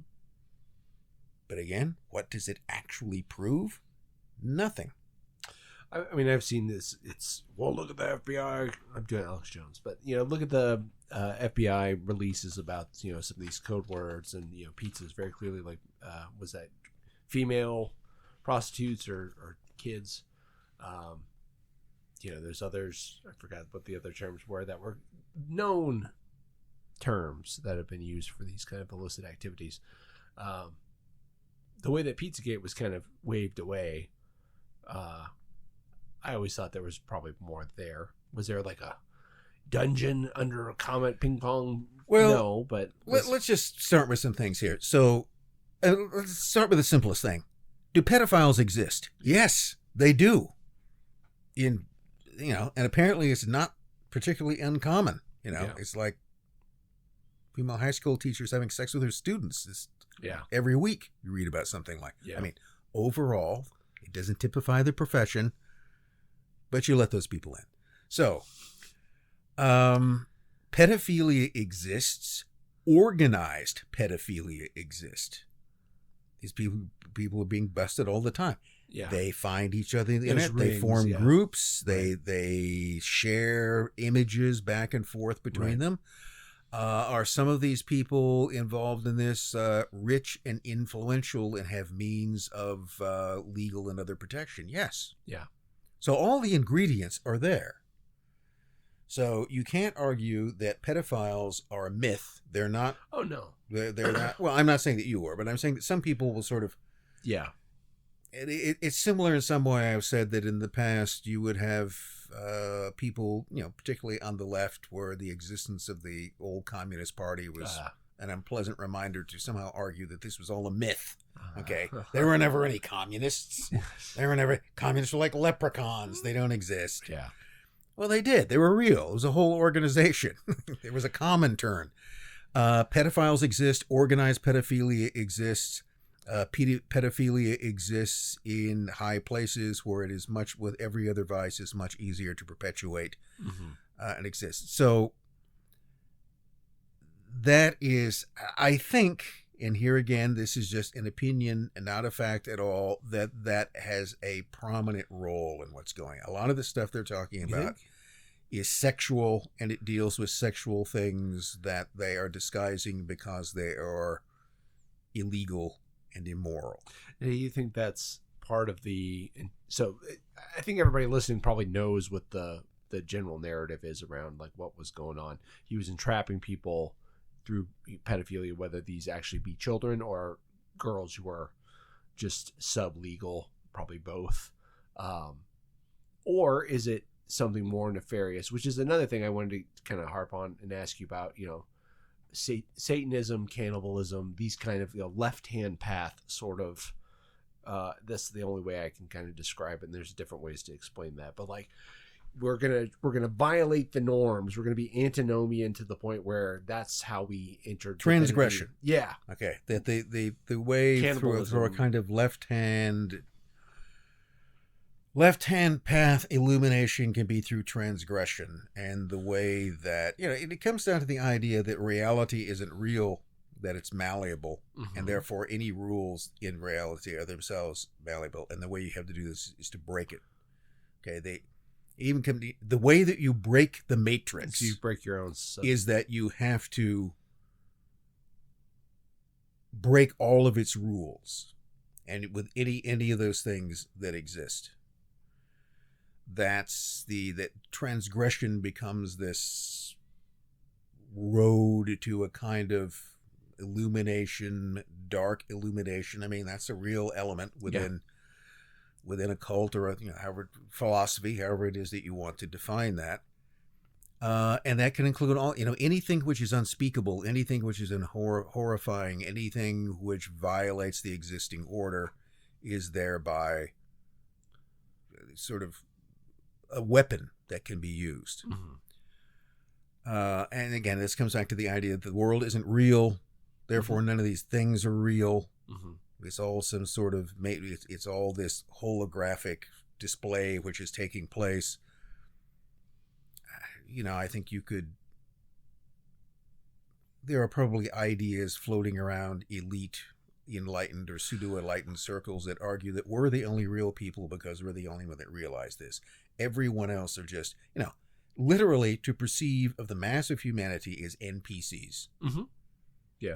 It's all a video game. Have you heard this before? Reality is a video game, and therefore all of these, nondescript people in flyover country are just NPCs. They don't even actually exist. Yeah.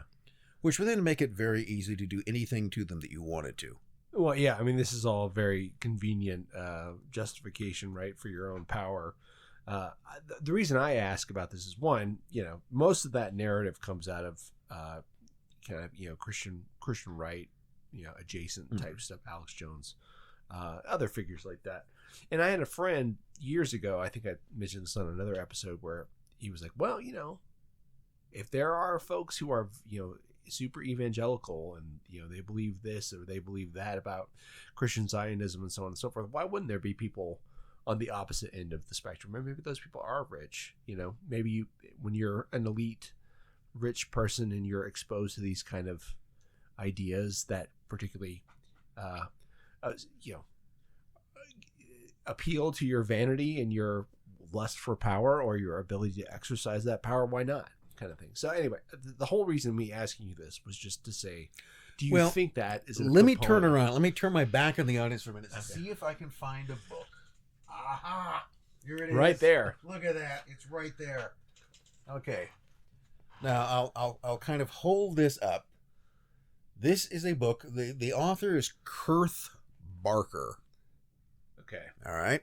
He's written other books. He does come from a religious, Christian background. He's written other books. One is called Angelic Defenders and Demonic Abusers, Memoirs of a Satanic Ritual Abuse Survivor. Okay.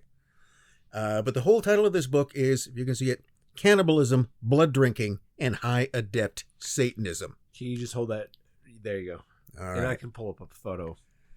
So, I have not read all of this book because it takes a strong stomach to read. I don't know Kurth Barker. I have seen some videos he's done. He seems to be relatively normal. Yeah. Okay. His eyes aren't spinning in his head. Okay. No obvious signs of that. He is saying very fantastic things, but it's part of this litany that I was basically part of a hereditary satanic family. I was raised in this. Is this the old black magic guy? Yes. Okay. The Kennedy, of this whole, as a child, he remembers witnessing what he now realizes was some kind of JFK death ritual, which was taking place. But he also discusses in this book, if you dare buy this, I would argue one of the things not to do is that don't read this on an airplane. Okay. I pulled it out once. I got very funny looks from the person sitting next to me. Across the way. I know. It's a way of avoiding conversation with them. So, best not to sort of, travel books. Just keep it in your bag. He describes things. He describes in this book pretty much what people are saying is going on in the Epstein emails. That there is child sacrifice, particularly focusing on infants and young children. This is all combined with it's this kind of murderous pedophilia. It's all ritual based. It's all essentially, for lack of a better term, satanic in its purpose of gaining earthly power and wealth. Yeah. As someone once said to me is that, the biggest tip of people who, you want to find someone who's basically sold their soul to the devil, are they rich? Okay. Yeah. Now, this again is always, you have to watch out, the fundamental prejudice that all non-rich people have towards the rich. Yeah. Okay. And if you're not in that particular elite class, you know what you've been taught about rich people. They're degenerate and they got their money in some dirty way. Well, behind every great fortune, one of your villains, right? Rockefeller, behind every great fortune is a great crime. Is a great crime. Right. Now, that can just be put off as envy and jealousy of the NPCs. And part of it probably is, and yet it is all too often demonstrated to be quite true by groups like the British royal family. So, or I represent the Rothschilds, right? So. Well, that's another. Yes. Okay. Right. Okay. So here again, that was kind of interesting. He's friends with Ariane de Rothschild. Okay. Now, do I have to explain the Rothschilds? Sorry. Very old family. Well, back at least to the late 18th century. The quintessential Jewish international banking family. Yeah. The Rothschilds. Now, interestingly enough, Ariane de Rothschild, who's now the head, remember there are different branches to this family. Yeah, they're fine. This is basically the French branch, the Edmond de Rothschild foundation that she's the head of. She married into the family. She isn't actually a Rothschild, other than having married the last fellow, whose name escapes me at this point. But I don't even think that she's, as many of the people in the family are by this time, is even Jewish. So if you want to make some sort of Jewish banking conspiracy out of this, I'm not sure you can easily fit Ariane. But she's the head of the foundation. They're not what they used to be. The Rothschilds do not command the same wealth that they did, say, at the beginning of the 20th. They say they don't. Okay, they say they don't. I was watching something about it the other day. They have more competition. I think there are more people involved in it than just them. But they're talking about what a great opportunity Ukraine is. There are things happening there and how we can make money off of that. Certainly, a lot of people have made money off of that. But that he can then email other people and say, I represent the Rothschilds. And given his documented relationship and chumminess with the head of the Edmond de Rothschild Foundation, he does, which shows you how far his influence stretches. I mean, this is the thing. He knew he can network all of these different people together. That's the position he eventually got himself into. So the FBI, I just postulate, may be entirely right. There's no blackmail going on. It's not a blackmail operation. If you think it's a blackmail operation, you're being led off. That's disinformation. That's simplifying it. This isn't a blackmail operation. It's a networking operation. Mm-hmm. It is a way to bring people in, to sometimes compromise them to do things. It's get people to agree to become part of an Epstein-funded foundation where they can carry out research that no one else will pay for, but they can be studied at the same time. Again, friend Conrad Flynn is very interested in the fact that these guys are interested in AI. Look at how many tech bros show up in this. They're all there. Yeah, Elon Musk. All of them are in it. Yeah. And within that crowd, there's a fixation on things like digital immortality. These are the people. Ray Kurzweil. They do not want to die. They want to find a way to transfer their consciousness into some kind of non-biological form. Okay, this is fairly clear. This is the This is the goal of alchemists since, well, the 13th century in France. So that's what the great work, ultimately, of all the greatest occult art, trick, whatever it may be, would be to transcend the limits of biological life. Wasn't there a bunch of like weird eugenics type stuff that Epstein was running through his ranch, and he was trying to, like, the Peter Nygaard guy is connected in some ways about they're breeding people. This is part of a breeding program. So there's a guy in particular that comes up. If you go through the emails, you look for these emails between Epstein and a guy named Gino, sometimes it's Ginno, sometimes it's just Ginou, YU. Chinese American,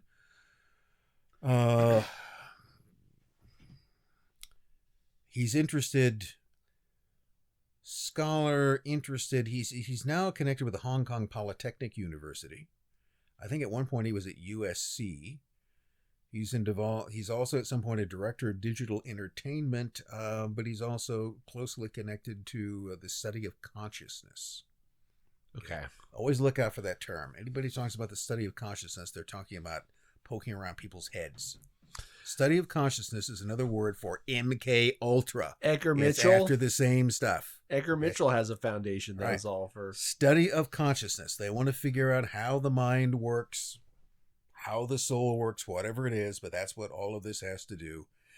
And there's a very interesting email from Gino Yu to Epstein, in which he's talking about a young woman that he meets, I think, in Los Angeles. And he describes her call, she is a classic stage 2 in the model. Well, see, now that's stage 2 implies that there's a stage 1. Is one higher? You don't really know. So she's stage 2, which from other emails apparently is fairly high up. And in the model of what? There's some sort of model. It has different stages. I think he then goes on to describe how she is going to notes various things about her that she has, how she gotten to be a stage 2. She is an outlier, which means she's odd in some way. She's an outlier, not normal. She is intelligent. She has suffered trauma in the past, probably through sexual abuse. And she is now undergoing self-realization. That's why she's a stage 2. And through that, she's developing special abilities. Now that's really interesting stuff to me, because what it touches upon, you think of it, she's a stage 2. Yeah. There's some sort of model, there's some sort of ranking system we have, and what puts it, why are we interested in her? Well, she's odd, she's smart, she's been traumatized, because that's the way in which you open up. The trauma is the trauma conditioning, the breaking apart. No, the sort of flip side of transcendence is that those who have been transcendent on, in a way, the victims of this, can then be used, can have their psyches shattered in such a way that it will enhance psychic abilities. That, I am positive, is what he's talking about.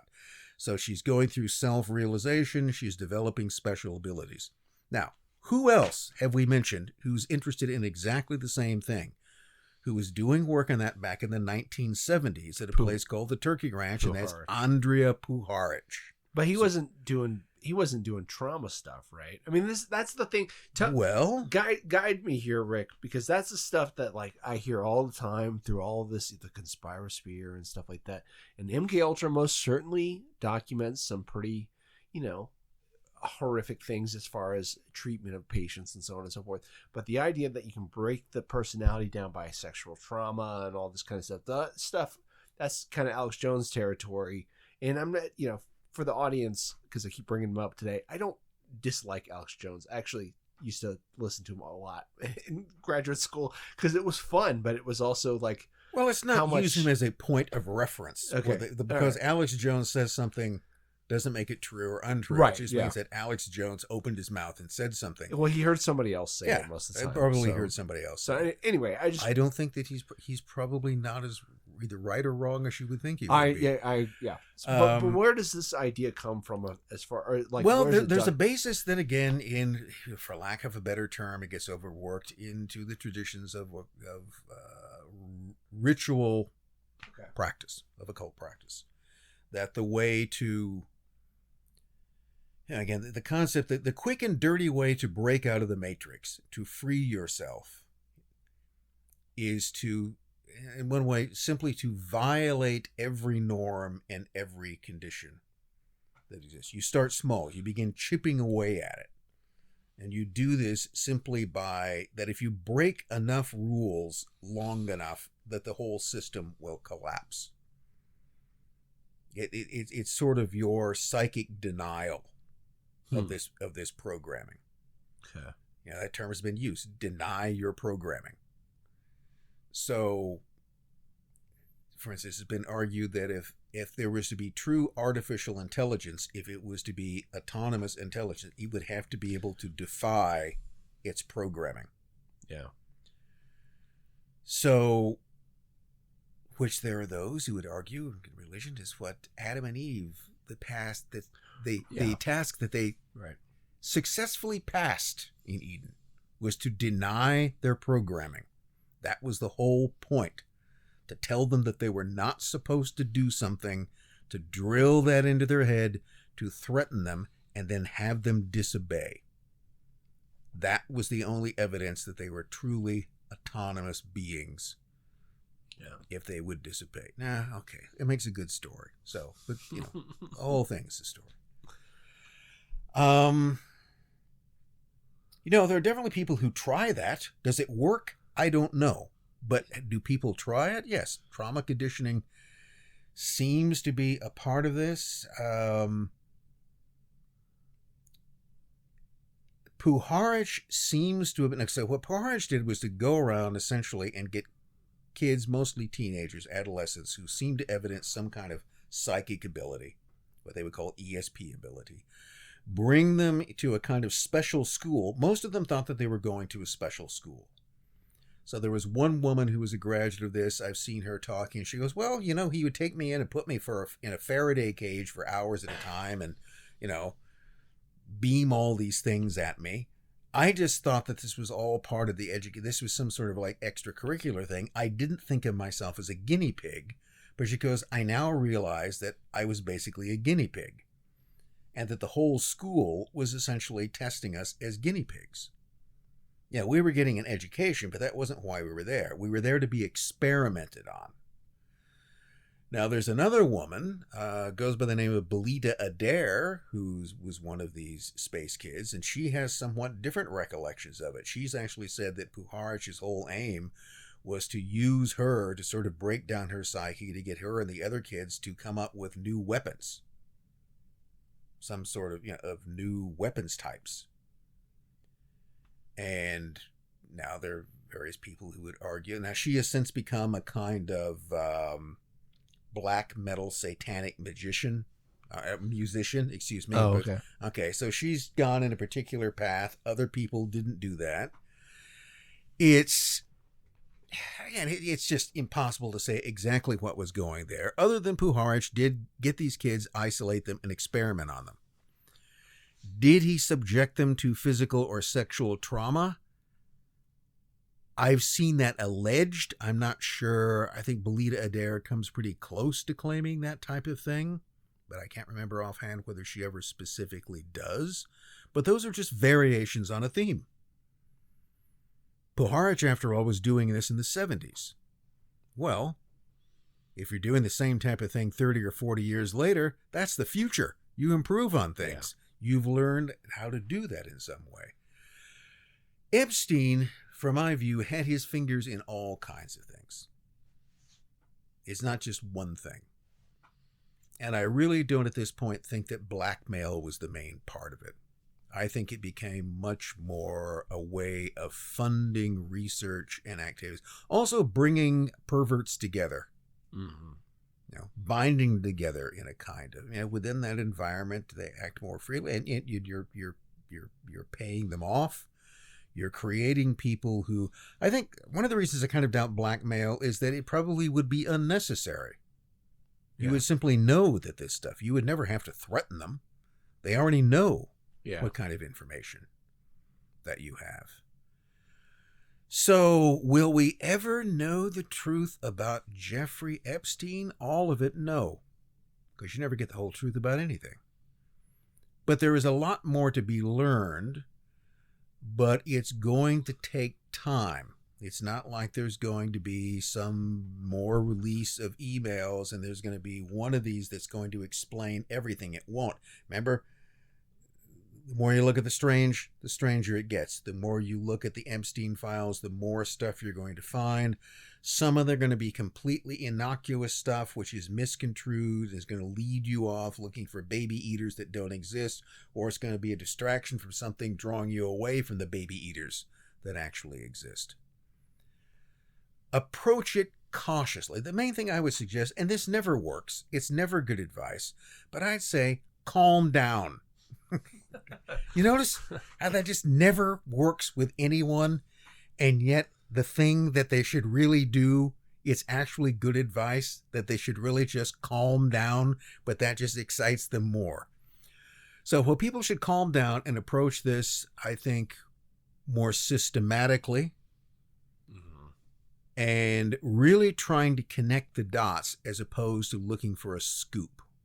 Yeah. That's what they're going through. They're just going through this stuff, looking for weird things and the most nefarious interpretation they can place on it that plays better.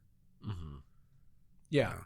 Well, I was telling you at the beginning of this, before we started recording, the thing that really annoys me about what's going on right now, and part of the reason why I haven't paid a lot of attention is it's become such a political cudgel that in the way that COVID kind of was, Trump's all about, we're all going to do this, and the Democrats are, we're never taking that vaccine. That's crazy.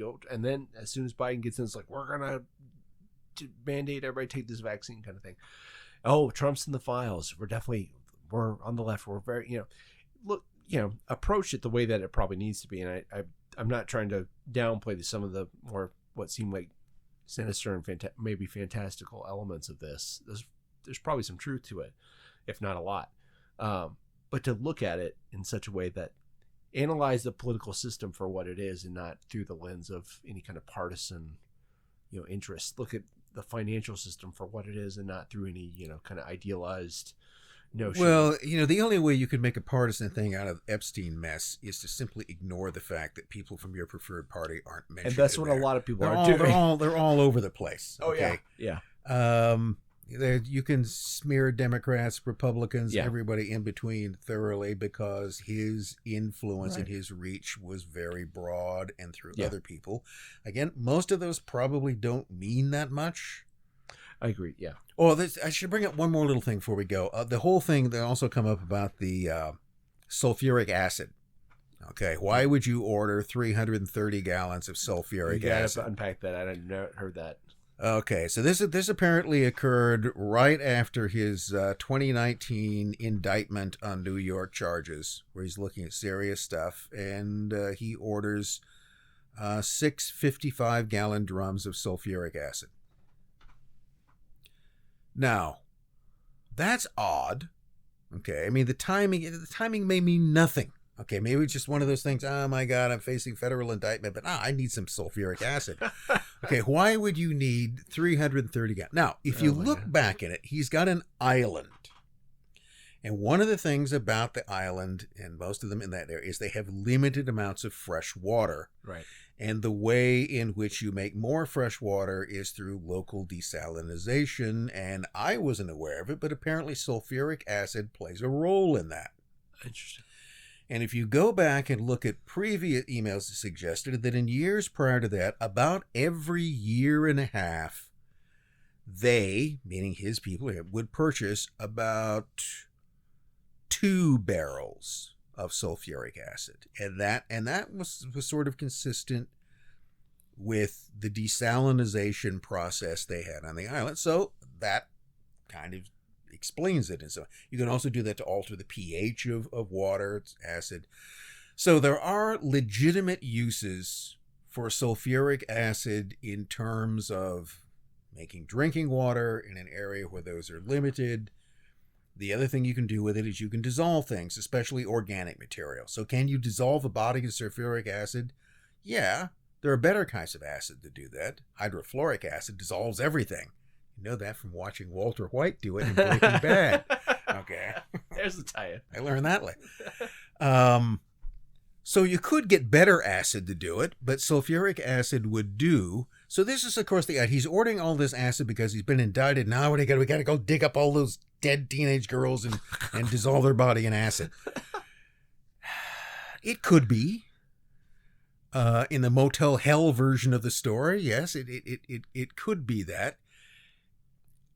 I think, but again, kind of slow down to look. There's a purchase of more than a usual amount. The amount tends to increase, and this is a big purchase. This is more than you would seemingly. Now, maybe he thought, I'm going to go to prison for years, and who's going to take care of water on the island? I'll have to get a lot of sulfuric acid.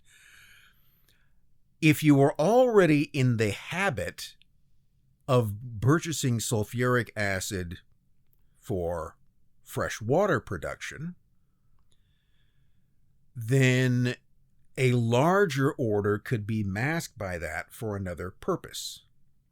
So what I find odd in this case isn't the purchase in bulk of sulfuric acid, but the purchase in bulk of that much at one time, which is far more than you would be apparent unless the whole thing was being vastly expanded through those cases. So again, to look at it calmly, it's an odd purchase. There are some uses that are in that, I mean, the other thing that have to be determined is exactly what kind of water producing apparatus existed on the island. Somebody should be able to determine that. And then how much sulfuric acid would that require? So are all of the purchases out of line? Is that all a kind of mask for something else? And the other thing about it you could just argue is that in terms of sheer economy, there are a lot easier ways to dispose of body. You're on an island surrounded by an ocean. Okay. Biggest body dump in the world is the ocean. Now you have to take them out there and dump them, dissolving them. And that still leaves organic residue. That you would still have some kind of issues there. So again, I wouldn't say that it's impossible that was used to get rid of some sort of biological evidence of something, uneaten babies. Or is it something which is just a mundane purchase which was being misconstrued, or is it some combination of the two? Don't force it into anything. You can consider all of those possibilities, but you need a lot more information. So yes, everybody should calm down, go through, try to, consider the possibilities as to how these things come together, as opposed to automatically assuming that it means nothing or that it means everything.